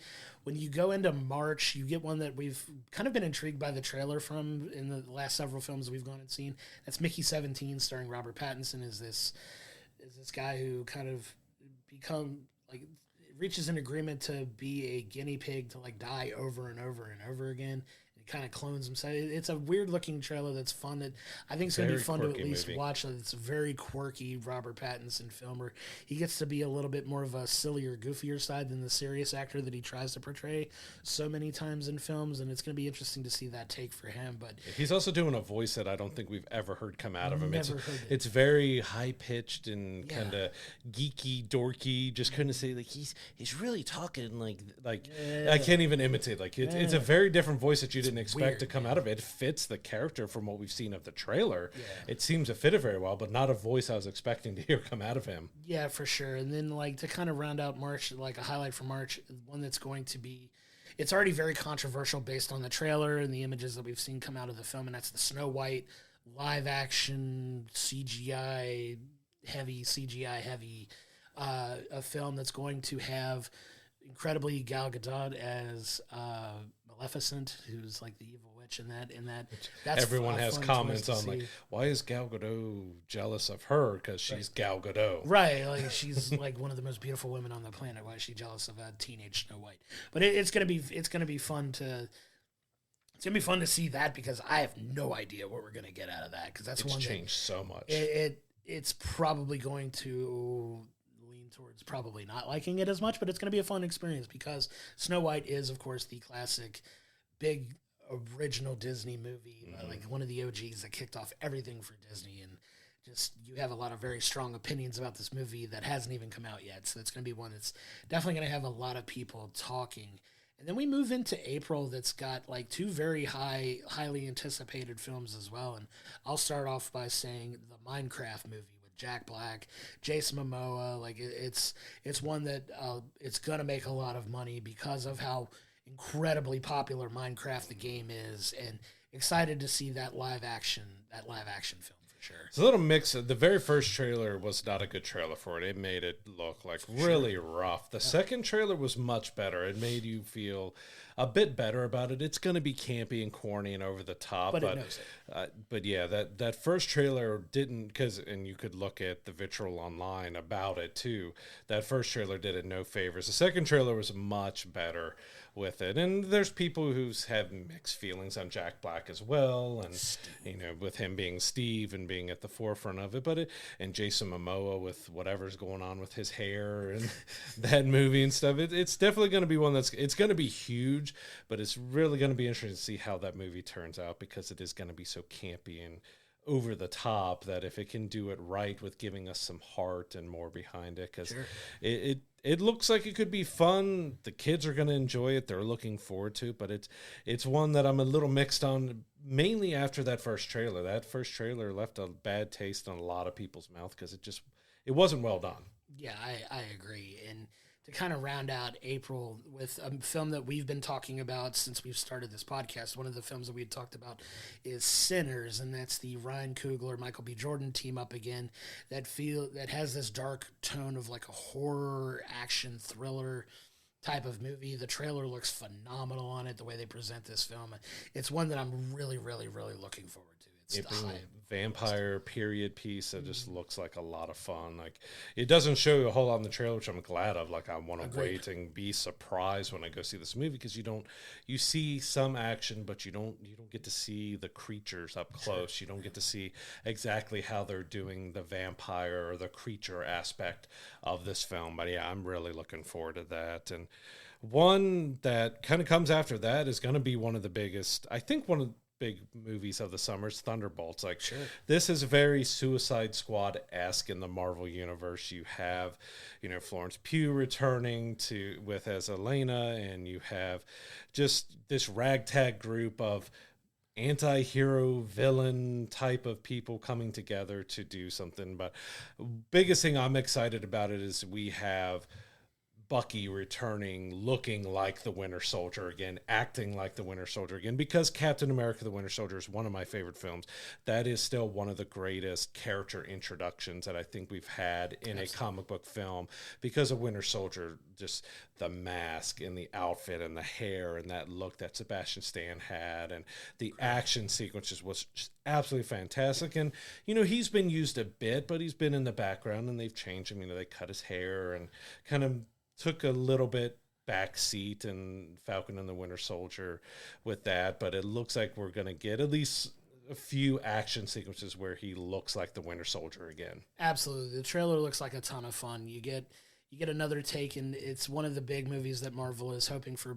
But May in itself is in my opinion, one of probably the two biggest months of the year, as far as like how loaded the schedule is for that. Because not only do you have Thunderbolts kicking us off in the beginning of May, you have what's going to be one of the biggest, and I'm not using hyperbole when I say it, probably one of the biggest films of the year that most people are looking forward to is the live action Lilo and Stitch, which is, the live action version of the iconic Disney the animated film Lilo and Stitch. One of my favorites. One of my family's favorites. Yeah, just so fun. A lot of eyes are going to be on that. It seems like the little imaging that we've gotten from it so far, because they're doing really well at kind of hiding what the movie is going to be about necessarily, and just giving us the visual of Stitch.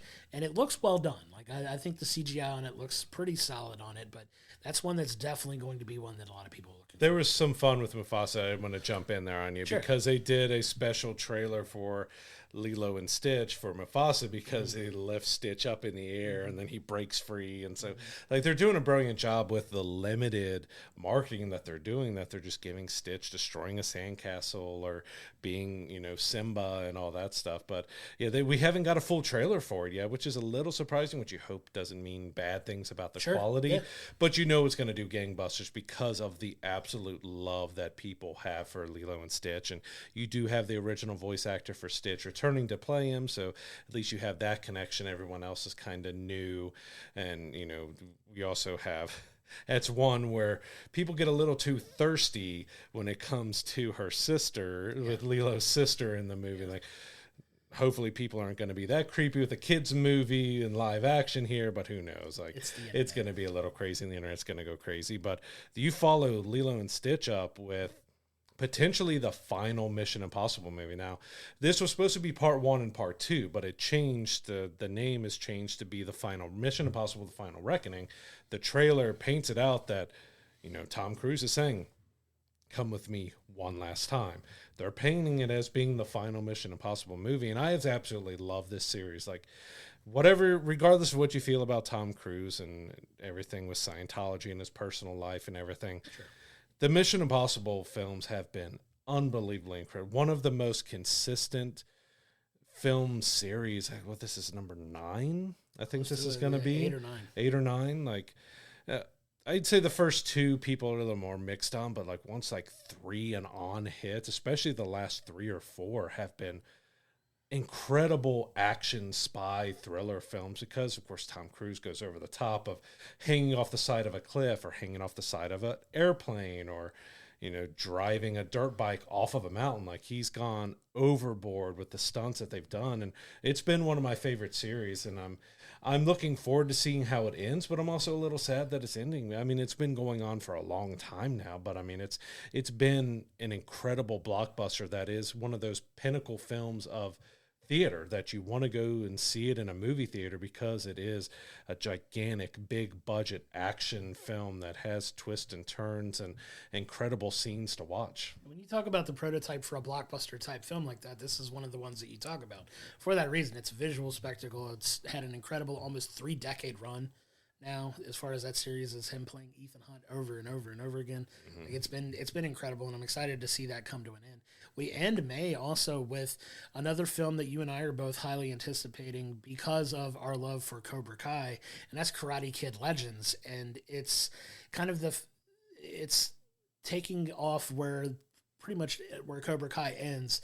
This is like the last iteration that we could potentially see of the Daniel LaRusso character. So you're going to have Ralph Macchio back as Daniel LaRusso, but you're also getting Jackie Chan in this film as well. So you're kind of marrying the new-ish Karate Kid movie with the original Karate Kid, and just how this is going to come together and play off of it. It's going to be another big film that I know you and I are both looking forward to. Yeah, that looks a lot of fun. The trailer came out, and it looked like it could be really good. Yeah, you do get, because you got the Jaden Smith, Jackie Chan Karate Kid reboot that did okay, but nothing else came of it. And then we got Cobra Kai that brought everybody back into the Karate Kid world, and now you're kind of merging and smashing those two together. So I'm really interested to see how they do that, because I think it's supposed to take a few years after Cobra Kai ends, because we've been curious this whole time of the timing of when Cobra Kai, the series, is ending and where Karate Kid Legends comes out. Like, how do we get from wherever that's ending to where, Karate Kid Legends picks up? And I think from what we've seen, it's about 3 years. So there is a little bit of a gap. So it's not necessarily immediately after Cobra Kai, but, sure, we have Cobra Kai ending in February in February, and then we have Karate Kid Legends coming out in May. So if you have a little bit of time to process how Cobra Kai ends before we get into that. But I am really looking forward to that. But we also have another potentially big film that follows it from the John Wick universe in Ballerina. So that was supposed to be out in 2024, but they decided to go back in and redo the action, redo a lot of the scenes. From what we're hearing, they almost redid the entire movie. They brought Chad back in, who did all the John Wick films. They brought him in to redo some scenes, but apparently he might have redone the entire movie. And the trailer we got looks really good. High action. We get Keanu Reeves showing back up, and a cameo as John Wick. It looks like it potentially could be good. There is that hesitation because it did get delayed a year for reshoots. Yeah, and it's one that a lot of people are going to have their eyes on. Obviously, it's starring Ana de Armas, who's, just one of the most popular, actresses in the world right now. So it's got a lot of eyes on it. John Wick is incredible. I believe this takes place prior to either John Wick 3 or 4. Like, that's why you get the Keanu Reeves cameo in it. So it's kind of plopped in the middle of everything in the John Wick universe. So a ton of fun there. The next one you get is probably going to be the big Disney Pixar film of the year, which is Elio. That's going to be the one that you're going to start seeing a ton of. You're starting to see a little bit of trailer for it in front of some movies right now, but that's going to be a big pitch for Disney moving forward, is getting this film, because from what I'm hearing, they're going to be investing a ton of money into marketing for this. They have a lot of high hopes for this, and this could be one of the higher grossing movies of the year if it really takes off. And hopefully it's another big hit for Pixar, because it's about a boy who has a big imagination, and he's picturing and imagining about alien life and everything. He ends up getting abducted and kind of claiming himself as the Emperor of Earth, the representative of Earth, and you get to see him go on this journey. It looks like a lot of fun.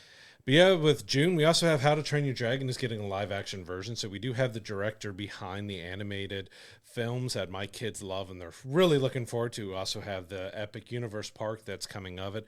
He decided that, well, they're going to do it anyway, so I might as well be the one who does this. The first trailer looks decent. It does look like more of a shot-to-shot remake, but he said that's not the case. So I'm really looking forward to see how they do that. But then one of our most anticipated films that we've talked about a lot is the return to 28 years later. So, you know, we're coming back to the 28 universe of days and weeks. Now we've got years. The trailer for that came out. It looks fantastic. They're still hyping up that it was filmed on an iPhone, but if you've seen what's attached to the iPhone, it's like, all right, here's an iPhone. All right, here's a Mercedes that it's plugged up to. Like it's got a huge system in front of it. Like, yeah, here's the iPhone, but yeah, it's probably got 100-pound system of equipment that it's attached to do it. But either way, I'm really looking forward to see what they do with 28 years later. Yeah, the trailer for it looks phenomenal. I'm so excited to see this. You got Aaron Taylor Johnson in it. You've got Cillian Murphy supposedly coming back in some shape or form that they're very specifically hiding in the trailer that some people seem to think it is, but they've kind of come out and said, no, it's not him in the trailer. But yeah, Cillian Murphy coming back to this, who's just a fantastic and brilliant actor. I'm so excited to dive into that. And we just keep things going in June. You have, you know, the sequel to Megan, another popular horror film. Megan 2.0 is coming out. That's one a lot of people are going to have their eyes on. You also have a Formula One movie, F1, starring Brad Pitt, that looks really solid from the trailers. It looks done by the director of Top Gun Maverick. Yeah, made by Top Gun Maverick. That looks like it's going to be a lot of fun. And then you move into July, which in my opinion is probably going to be the other really, really, really big box office month for the year. You get the Jurassic World Rebirth film that we've been talking about for months here. You got Scarlett Johansson. You get another dive into this world of dinosaurs that, you know, it's another telling of this. It's going to do, we keep saying the word gangbusters, but it's going to make a ton of money when it comes out too. So a week later, we have Superman. Like, this is the DCU fully kicking off in films. We've got the trailer for it. It looks fantastic to me. I really love what I've seen so far. We got to see Crypto. We got to see Nathan Fillion's bowl cut as a lantern and stuff that everybody's talking about. But that is a comic accurate look for it. But, you know, we do get a small little lull after that, which we get the I Know What You Did Last Summer remake. We got another Smurfs movie that we haven't heard a lot about. Then we end the month with one of the most anticipated films of the year with the Fantastic Four First Steps. Like, if you're a comic book fan, a Marvel fan, you know, with the Fox versions and pretty much all versions, they haven't got the Fantastic Four right. So there's a lot riding on this film, and that's going to end July in a big way. Yeah, it's our most anticipated film of the year, personally, for us, just because we do love superhero movies. We love comic books as much as we do. This is Marvel's chance to get this right. We've never really had a proper, really well done Fantastic Four film. I don't care what you think about the Jessica Alba ones, the Chris Evans ones. Chris Evans is obviously so much better as Captain America, but I love the Johnny Storm cameo we got in Deadpool and Wolverine. But Fantastic Four, this is going to be huge for the future of Marvel. I really think they're putting all their eggs in the basket for this. I love that we really haven't gotten any trailers or any full looks at this film yet, but it's coming out at the end of July. It's going to be big, big, big, big, big for Marvel, and in my opinion, it's going to be top 2 or 3 film like grossing of the year. Like, it's probably going to be the biggest film of the year, but it's going to be close there with Superman and a few others that we have coming out. Like the box office should have a big resurgence next year. Yeah, it's a big. Or this year. It's 2025. Yeah, we're here, man. It's going to be a big year.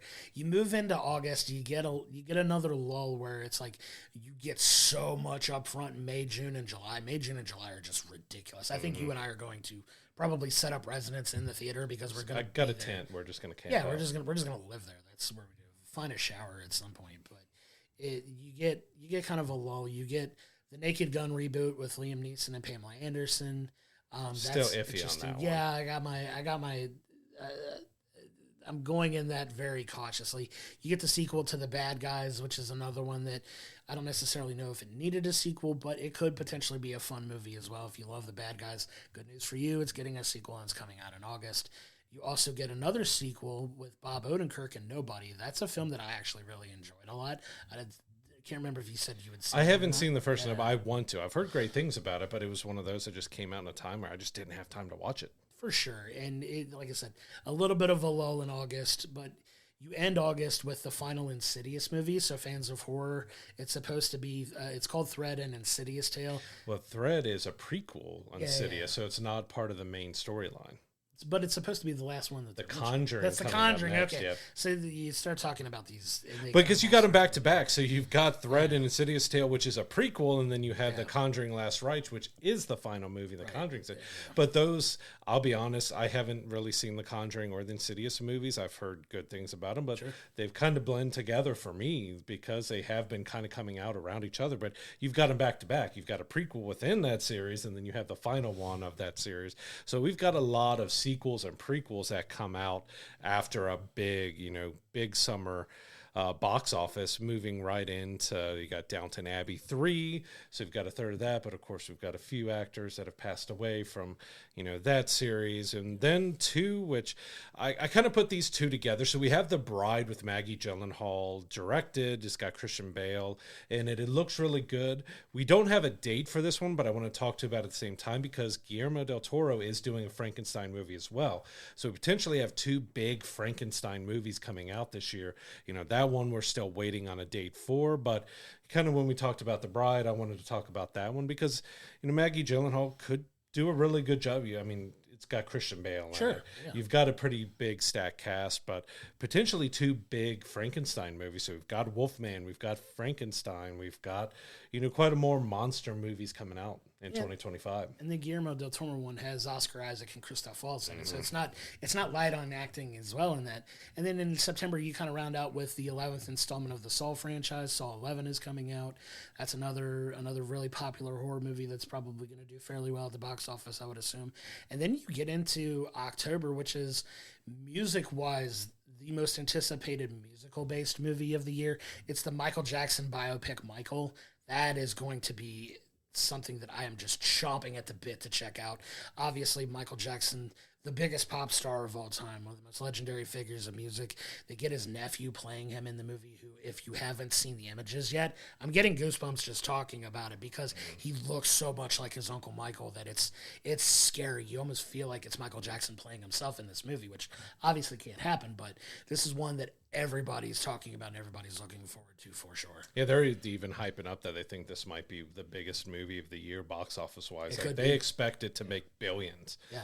That's kind of how they talked about this. They expect this movie to be $1 billion film. And it could be just due to the overall popularity of Michael Jackson to begin with. And that's one to definitely look forward to. October's not light on films either. We have an animated film called Animal Friends. It's just sounds like an incredibly stacked voice actor cast. You've got Ryan Reynolds, Jason Momoa, you've got Vince Vaughn, you've got Audrey Plaza, a lot of popular actors lending their voices to this animated movie. We don't know a ton about it yet, but with a movie like Animal Friends, you can kind of put together what you think the movie is going to be about.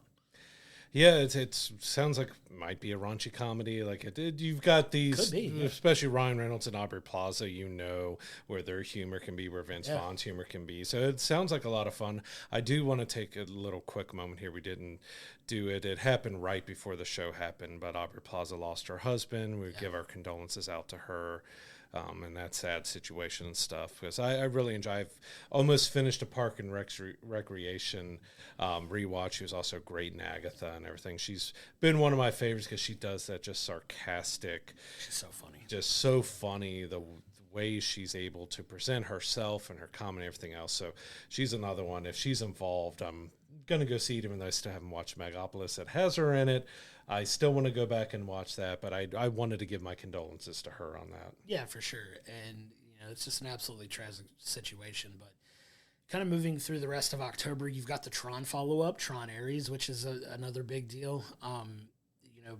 They've invested a ton into this Tron franchise. I'm still excited to go ride that ride at Disney at some point. Mm-hmm. That ride looks incredible. I've heard wonderful things about that. You also have a sequel to The Black Phone. You got The Black Phone 2 coming out just in time for Halloween, which is nice. An actual horror film coming out in October, right before Halloween. Who would have thought it?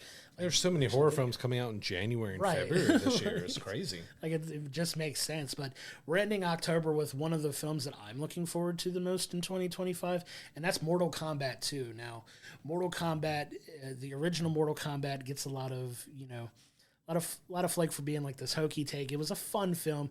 The second Mortal Kombat movie in that iteration was absolute hot garbage. Regarded as one of the worst movies ever. Absolutely horrible. But we got this incredibly brilliant reboot of it a couple years ago with Mortal Kombat 1, and We get the follow up to it here. I'm very genuinely excited to see where they take this movie. I'm really looking forward to see what they do with it. Like he said that they've listened to a lot of the fan feedback and everyone's feedback from the first movie, so they can do right by the second movie. So I have high hopes that that's going to be a lot of fun. And moving into November, we do kind of have a stacked November as well. So, if you're a fan of Yorgos's films, which they've done well with Kinds of Kindness and Poor Things. He's teamed up with Emma Stone with every one of them. There's another team up with Emma Stone with Begonia. That'll be out at the beginning of November.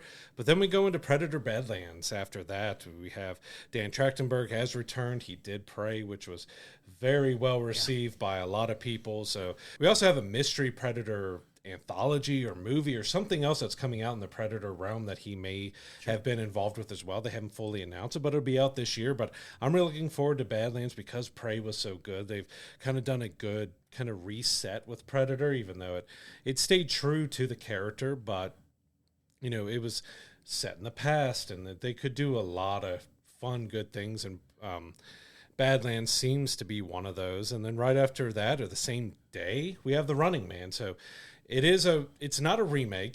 They're redoing the Stephen King novel. It's another adaptation, but of course it's legendary known as an Arnold Schwarzenegger movie that he did with The Running Man. But you got Glenn Powell now who's taking over his role. You have Edgar Wright has directed it. So it could be really interesting.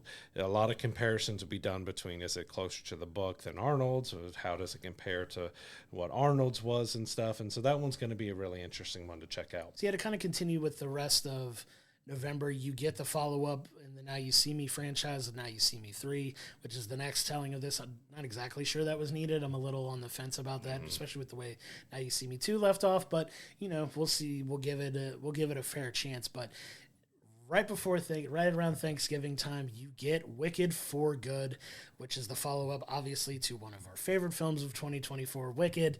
You get the second half of it coming out on November 21st. I am so excited for that movie to see how they follow up. They're throwing in 2 brand new songs in this, which has got everybody both hyped and nervous to see if, they hold up with the rest of this incredible story that you're getting. This is going to be a darker tone film because you get the fallout with, Elphaba becoming the Wicked Witch and being portrayed as so. Now you get the darker half and dealing with the ramifications of things for people, and it's going to be a ton of fun.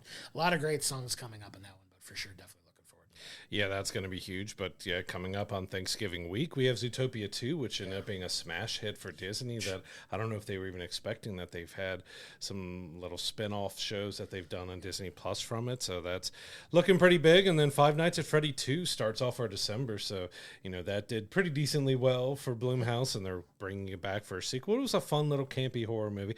I've played the games a little bit. I mean, it's a cult classic, and bravo to that guy. One guy who created this game series that is now a multiple film series, so many different games, all created by him. Like, just bravo to that guy to be able to get merchandise and movies and everything else off of something that he created. Yeah, and the beautiful thing about it was it did so well. The first movie set up a very obvious direction going forward with the sequel. If you don't know, there's multiple games that they could draw lore from, so if these continue to do well, it might turn into a franchise film-wise, which good for that guy, man. That guy's making an incredible amount of money off of this, and good for him, man. It just goes to show if you've got original ideas in the world of gaming, get something made because you never know, man. It could take off and become this huge, big deal. But you also have another one that's expected to make a ton of money. It's only one of the biggest franchises of all time. You get the third Avatar film finally. You get Avatar Fire and Ash coming out on December 19th. One that everybody's looking forward to as well. Both movies have made over $1 billion plus at the box office. You can anticipate this third one being highly anticipated as well. Like, you got the next one coming. It's finally here. Thank God it's not 15 years in between them like it feels like between the first and the second one, but now we're getting the third one, so very excited for that. Yeah, this is one where we got to see, can Fantastic Four or Superman stand up to, and Wicked, can it stand up to the might that the Avatar films have been in theaters? Yeah. But it's also a lot of people, and I still can't because he's going with the elements. Like, all right, so Avatar: The Last Airbender, Avatar, he's done water, he's done fire, and it's like, all right, there's too much correlation still with it. Sure. That people have combining those together because, of course, when Avatar came out as Avatar: The Last Airbender did their first movie, they couldn't call it Avatar because James Cameron had that locked down. And like, oh, that's the only similarity because it's just called Avatar. Nothing else is similar with it, but now he's named it Water and Fire. And then I think the third one has even got like a wind or earth, or the fourth one's got a wind or earth name to it. So, but yeah, these have been some of the most critically box office hits of the last year. I mean, it was until Endgame it was, but then I think it did a re-release and took it back, and it's kind of bounced back and forth between Endgame of being the highest grossing films of all time. So, I had a few issues with how they ended Avatar 2 just because it was like plot armor with some characters and stuff that they did there. But Avatar looked incredible. Avatar 2 is still one of the most mind-blowing like visuals when you think about how much is CGI and you get to see even like going back to them on the water creatures and tying the rope and you got the leather and you're seeing the water splash and move and it's like, all right, none of that is real. Breathtaking. Like, it looks so incredible. So that is, we've got a lot of big films that'll be vying for the top box office, but all of them are kind of going to be competing to see if it can dethrone Avatar because they all have done so well. Yeah, and we won't know until well into 2026 just how well that does to stack up in the overall box office compared to every other movie that's coming out this year. But it's a heck of a way to end the year. There's also a SpongeBob movie that's coming out. Going against Avatar. Yeah, going against Avatar. God bless you, SpongeBob. But like that's another one, and then one that doesn't have a direct release date yet that I know you and I are both highly anticipating, and that's Happy Gilmore 2. Follow up to the classic Happy Gilmore film with Adam Sandler. It looks like it's going to have a release date at some point this year. Already got a trailer for it. Tons of cameos, tons of appearances. They look like they're really diving in and hopefully taking care of and keeping the legacy of how brilliant that first film was, and I'm excited for that film to come out. Yeah, that's an absolutely stacked film list for the year. Like Crazy. And that's just kind of the biggest ones. Like we've got even more than that, and you'll have some that'll pop up that we didn't even know was coming out this year because new schedules change. We might lose some into 2026 or beyond. Like we already lost the Batman for 2026. It's been moved into 2027. So you're going to have some that are going to be moving around. But yeah, film is big. TV is going to be big as well. But at least on that side, we're still waiting for a lot of release dates when it comes for the TV shows, and especially some of the biggest shows in 2025. But we'll start with the ones that we know of that's coming in 2026 that we have a solid date for. I'll let you kick off the first one because I know it's one that's near and dear to you that's actually going to be out and starting when this episode drops. Yeah, so the day this episode drops, you get the very first episode of WWE's flagship show, Monday Night Raw, debuting on Netflix. This is a huge deal. They're pumping a lot of marketing, a lot of money into it. It's taking place in Los Angeles at the brand new arena that the LA Clippers opened up their season with this year. It's a huge deal in the world of wrestling. It's the biggest deal of its kind. They're making so much money off of this. It's very highly anticipated. It's going to have millions and millions and millions of viewers for this first episode. I'm excited. They absolutely stacked the card with every person you can think of that has been popular in wrestling over the last 5 or 6 years, including, the start of John Cena's last year as a full-time professional wrestler. He's come back and said 2025 he's doing wrestling the entire year. So you're getting like a final run for John Cena and just a legendary career for him. You also supposedly have The Rock on Monday Night Raw potentially. Like, it's going to be a big deal that they're moving all in for, and it's starting today in a big way to kick off 2025. Yeah, it's going to be interesting to see exactly how it handled because, Netflix didn't really have a whole lot of live stuff before 2024, and we got the Mike Tyson fight. Sure. And then we got, football. We got NFL football that happened, and they've really started getting a lot of live stuff. But yeah, WWE is going to be the big one to kick it off this year, and we hope that they're prepared and ready just for how many views, especially that, that first episode here on January 6th is going to be humongous, not only from viewership, but what they're doing on the show and everything, because it is kind of a fresh, new, big restart of it on Netflix here after being on a few different channels over the years. It's going to be pretty huge for them to start on Netflix here. Yeah, it's a big get for them, and I think with the NFL, they got a lot of that streaming lagging issues out of the way. I know a lot of people like had a much better viewing experience when the NFL games were on Christmas, because from what I heard, those like games did extremely well on Netflix. I dislike the teams that played that day, but the course. presentation was good. Yeah, like, it was smooth. It was fine. So I'm excited for that. But yeah, just it's so hard. It's so hard to like really pare down TV, because we do have some locked in for now dates for when TV shows are coming. But there's so many good shows to look forward to in 2025. A lot of shows coming to an end. A lot of big time shows coming to an end. You have one of the earliest ones that's coming to an end is obviously Cobra Kai on February 13th, season 6, part 3. We're excited to look at that and cover that. But you've got some big ones in January. You've got your Friendly Neighborhood Spider-Man coming out at the end of the month on Disney Plus on January 29th. Like some big ones to kind of kick off the year, but there's a ton that just don't have release dates yet. Yeah, and like so a few more that we do. So we have Invincible and Reacher season 3 both coming in February, so those are going to be fun. We do have the debut of Suits LA on NBC with Stephen Amell. That's going to be debuting in February. But yeah, there's a couple big shows in January with The Pit and American Primeval that look interesting. One of them is a more limited series with American Primeval. We've got Taylor Kish back in the 1800s, and then The Pit is Noah Wiley's next ERs, basically, because there was actually a little controversy where they were trying to say that he couldn't do the show because he had done ER. Like, you can do more than one medical show. It's possible. Like that was just a weird comment that came out by the networks. Like, they were mad that he's doing another medical show. There's 850 NCISs on CBS right now. Why is that such a big deal? I don't understand. But yeah, there's a small one coming in March. I know you want to talk about. It's finally going to be here in 2 months. I'm so excited. March 4th. Daredevil Born Again on Disney Plus. I've been talking about the show, and I'm sure a lot of people are sick of hearing me talk about it. And we're moving on. But it's, in my opinion, my most anticipated film or not thing of 2025 is Daredevil Born Again. I'm such a big fan of the Daredevil Netflix series that it's finally coming. We're getting it. It's 9 episodes for this season. It's going to be 2 seasons, 18 total episodes, but the first 9 episodes we're getting in March.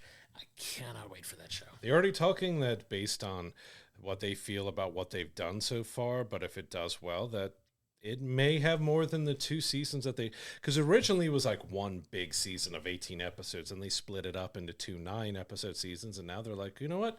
We might just continue this on for a little bit, which if they continue, all right, because there was a lot of controversy with it, that they filmed a quarter of the season and they decided that they didn't like where it was going and they rebooted it because they were trying to stay away from the Netflix series and kind of, they're using the same actors, but they were wanting to reboot it in the MCU differently. And they're like, you know what, let's go back and tie it into the Netflix series and keep it the tone and the darkness and everything else. And thank God. I cannot wait for it. Yeah, that's going to be a big one. Like, it's a big year for Marvel. Between TV and film, there's 9 different projects going on, but Disney also has a lot with Star Wars. We have the next series that's ending is Andor season 2 is the final season of that, which is in the end being the most expensive projects that Star Wars and Lucasfilm has put out. Like, season 2 cost almost like $300 million or something, and all together both seasons were almost $700 million.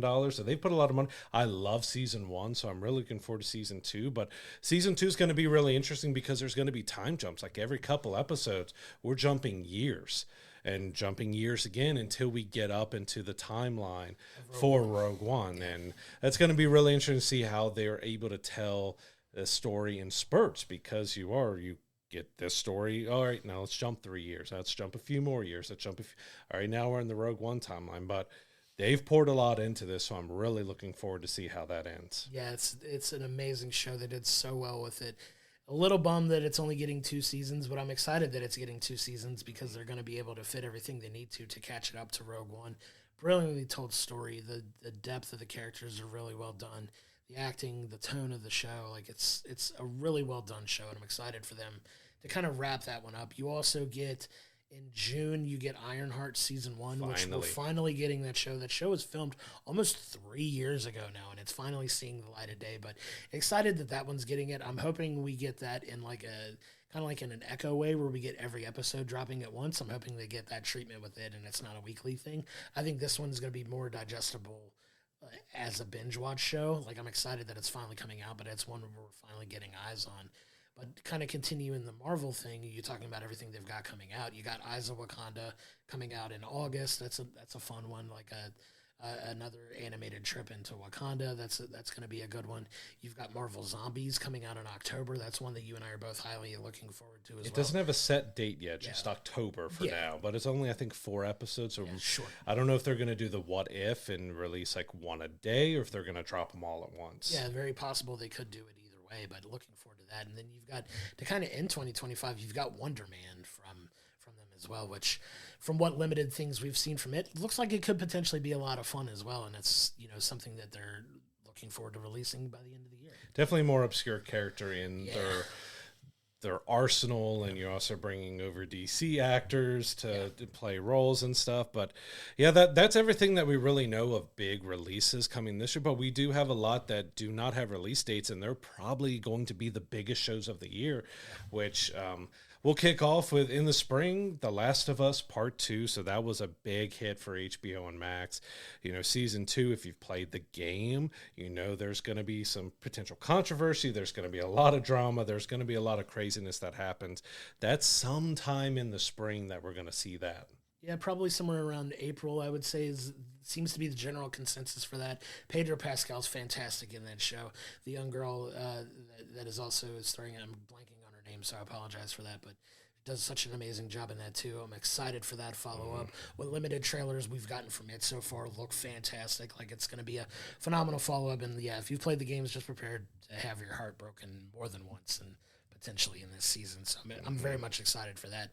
Another one that's, in my opinion, probably going to be, if I were to guess, if you'd have had me put money on any show that's going to be the biggest show of 2025, it's the finale of Stranger Things. So we get season 5 of Stranger Things. It's the final season, 8 episodes launching at some point in 2025.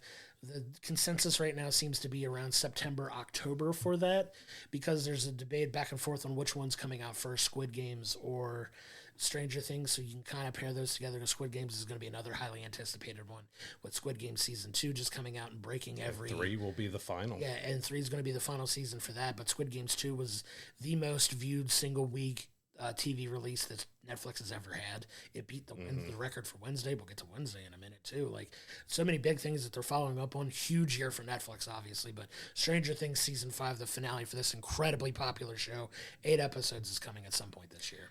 Yeah, we also have a final for The Handmaid's Tale, so it's been a pretty popular show for Hulu that's, been around for 6 seasons now. That's ending this year as well. We also have one that's going to be a little more controversial, is The Witcher Season 4. That'll be out this year because Henry Cavill is gone.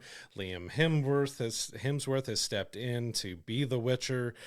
A lot of people are mixed on that, not only because of replacing Henry with Liam, but also the drama that's happened behind the scenes of why Henry left and stuff. Like, I'm still going to check it out, but I have lost a lot of interest in it because of that drama of kind of how it seems like they treated Henry, because he is a huge fan of the books, of The Witcher and everything else, and he was a stickler for it, and apparently they didn't like being a stickler. They want to change and do things like, all right, I'm out, and we'll bring Liam in. And it's up in the air, because they did announce that season 5 is going to be the final season, so you're going to get 2 seasons of Liam, but we'll see how season 4 goes to see if they even still move forward with 5, because potentially you could have a huge plummet and drop off in viewership because of that drama, the changing of cast. There's, I think, a couple other cast members that are not returning as well, so season 4 is going to be a big change for The Witcher. Yeah, huge. It's gonna be really important to see, like, the viewership on that, and how many people are just turned off by the whole drama of that situation.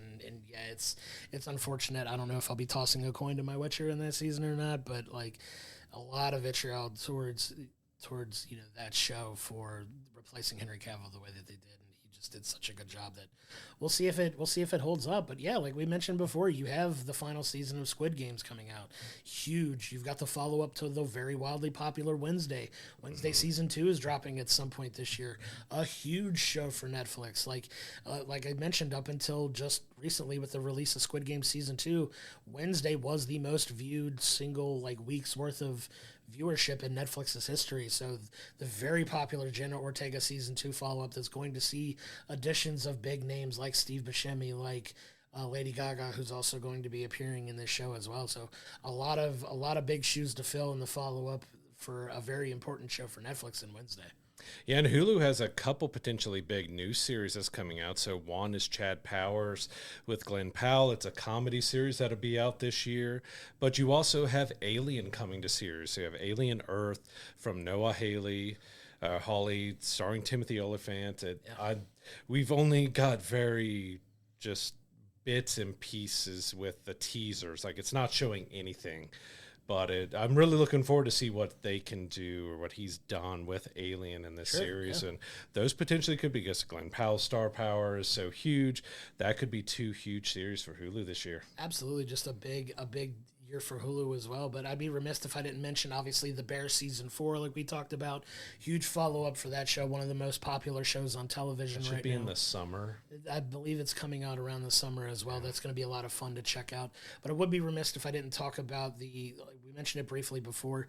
You have Game of Thrones, A Night of the Seven Kingdoms season 1. This is set in a different time period than House of the Dragon and the Game of Thrones, but it's in that same general universe of families and things that you know about in a different time. There's not a ton of information out about the show right now, but at some point this year it is going to come out as well, and one that I anticipate will do very well in the beginning for at least for Max, and probably their biggest show of the year. Yeah, it should be pretty huge and should be a lot of action and stuff dealing with the Hedge Knight. But it is kind of set between House of Dragon and the original Game of Thrones. So he's about a century before the main story of Game of Thrones started. But that's going to be a big show. Another one that could be potentially big is It, Welcome to Derry, also on HBO. You have Bill Skarsgård returning as Pennywise. So you've got a horror prequel to the It series. That could potentially be big, and having Bill come back, he's executive producing and starring as Pennywise in it, should be pretty huge too. Like those, It Chapter 1 and 2 did fairly well for them, that they moving into doing a prequel series. So we'll see if that keeps the same charm and same horror and same aspects that the movies did. Yeah, it's just so much to look forward to in 2025. I mean, that's a pretty comprehensive rundown of things that are major for TV and film, and it just goes to show like how much we have to look forward to this year. There's so much content that's going to be almost impossible to keep up with. I know we're trying from like a scheduling perspective to figure out, are we doing many, if any, episodic like watch-alongs on the TV end, because there's so many high quality movies that are coming out, because there's so much in the TV realm that we don't know when it's coming out, that how we can fit it into our schedules. And we're going to be very busy developing content that I'm excited for, because there's so many fun things to watch and talk about, and it's what we're passionate about. It's what we love, and it's an incredible year that we have in front of us that I'm really excited for, and just dive into all this fun content. And we'll be completely honest, if we don't like it, we don't like it. If we love it, we'll rave about it. Like, we have no problem doing that. But yeah, excited for everybody to kind of come on this journey with us, and just enjoy the ride, man. It's going to be a wild year for sure. It's a big year ahead. So head to our comments on the YouTube videos, to our Discord, to our social medias. Let us know what your favorites of 2024 was from the film and TV side. Also, let us know what you're looking forward to in 2025. There is a huge mix between comedy, action, horror, sequels, prequels. There's a little bit of everything for everybody. And like I said, we weren't able to touch on everything that's coming out, because you have especially TV side, you have your standard like broadcast and cable shows that are coming back for new seasons. There's a lot to watch and be entertained by in the next year. Yeah, for sure. It's just a huge year. So much to look forward to. We're excited for everybody to kind of come on that journey with us, and we'll do our best to cover as much as we can. But man, there's so much, and there's probably going to be a couple things that we're going to have to cut that we're not going to be able to watch and cover. Like, it's going to be interesting, and that's not even touching on all the news that's going to probably happen and come out this year too, that we're going to have to touch on. So a lot of meaty episodes we got coming up, a lot of double features that we're talking about, at least a lot of double features. Like, we're going to have like 2 movie reviews on, and we're going to have to find ways to fit TV in as well. Like, it's crazy. Like, but it's a good problem to have. It's a good problem to have. It's a good problem to have. So we're not going to be searching for content too much in 2025, and that has me very excited. Oh, absolutely. So what's coming up in our first full week of 2025 here that we're going to review. In theaters, we have Better Man, which is the Robbie Williams biopic, where instead of using a human actor, there's a monkey. Right. There's actually been rave reviews about it. I'm looking forward to checking it out. And we also have the sequel to Den of Thieves and Den of Thieves 2 Pantera, which looks like it could be a fun, interesting action movie to start off the year. Sure. On demand, we have Flow on January 7th. So that's one I haven't seen yet, but I've heard a ton of stuff about it being potentially one of the best of 2024 as well. So I'm really looking forward to be able to finally check that out. And Getaway on January 10th. So this is a horror comedy that we were hoping that we would have got in our area, but it never showed up for us to watch. So we'll have to check it out on demand here on January 10th when it releases. Yeah, definitely looking forward to checking that one out too. A little bummed that it never came over here, but excited to get my eyes on that one and check it out for sure. And as already talked about in the 2025 preview, WWE Monday Night Raw is making its Netflix debut on January 6th. That's going to be huge for them, huge for wrestling fans. I'm waiting to see, probably haven't got the numbers jumping yet, so I'm looking forward to see what are Netflix's Sunday numbers compared to their Monday numbers when that debuts. Yeah, it's going to be a big deal for them. A lot of eyeballs going to be on it. Huge international coverage. One of the fun things about this now, if you're a fan of WWE, is when they're in the States and kind of in this part of the world, it's going to stay at the same time. It's going to be on around 8 Eastern, 5 Pacific. It's going to be live everywhere. So where they are in the world is when it's going to air. So when they go over to, say, France, or they go over to the UK and it's 5 hours ahead of us here, that show could be at 3 in the afternoon. That's when it's going to air on Netflix. It's going to air live no matter where in the world they are and what time they put it on. So if it's 8 in the evening in the UK and it's 3 in the afternoon here, guess what? Netflix is going to air it live on Netflix for everyone at 3 in the afternoon or noon if you're on the West Coast. It's going to be fun to see that, how that kind of changes the game as far as live television goes, for sure. And Monday Night Raw is coming to Cincinnati area, so you might see Josh there. Maybe I'll tag along and you'll see me there for it too. And maybe you'll see us on Monday Night Raw on Netflix. Put me on Netflix. But next one I want to talk about was kind of a guilty pleasure. It wasn't a great show, but it was an interesting twist of putting Deal or No Deal and Survivor together in Deal or No Deal Island. Season 2 debuts on NBC on January 7th. I had fun with the first season.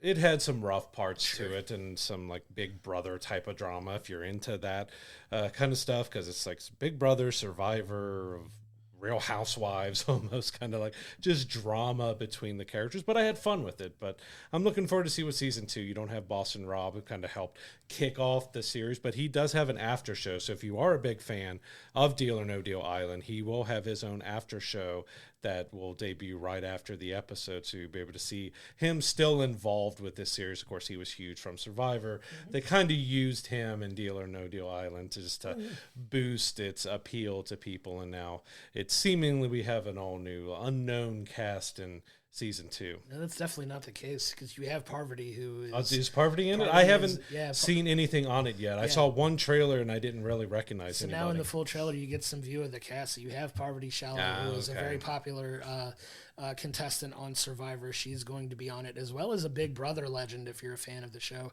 He goes by the name of Dr. Will. Dr. Will is going to be on that show as well. So hosted by Joe Manganiello, who does a fun job just kind of interacting with people. And it's definitely a guilty pleasure type show, but definitely season 2 is going to be interesting when that kicks off. Yeah, because I did not recognize either of those. Because I watched a couple seasons of Big Brother, but I was never big into it, and I completely forgot about Parvati. So I'm like, okay, didn't recognize her.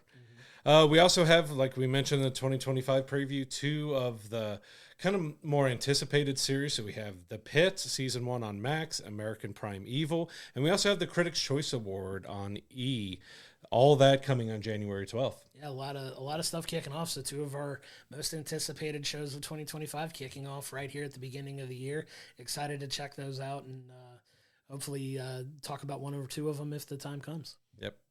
So that's going to do it for this week's episode. If you can't tell by now, 2025 is going to be a huge year, so we have a lot of exciting things coming up to bring to you on the podcast. We're excited to check out so many movies and TV shows, so thankful you continue to take this journey with us. Coming up next week, we have our first film of 2025, which is Den of Thieves 2 Pantera. We're also going to be reviewing the DC Max animated show Creature Commandos. It's the first James Gunn produced show for DC, and we're going to be reviewing that next week. Until then, I'm Josh, he's Brad, and we'll see you then.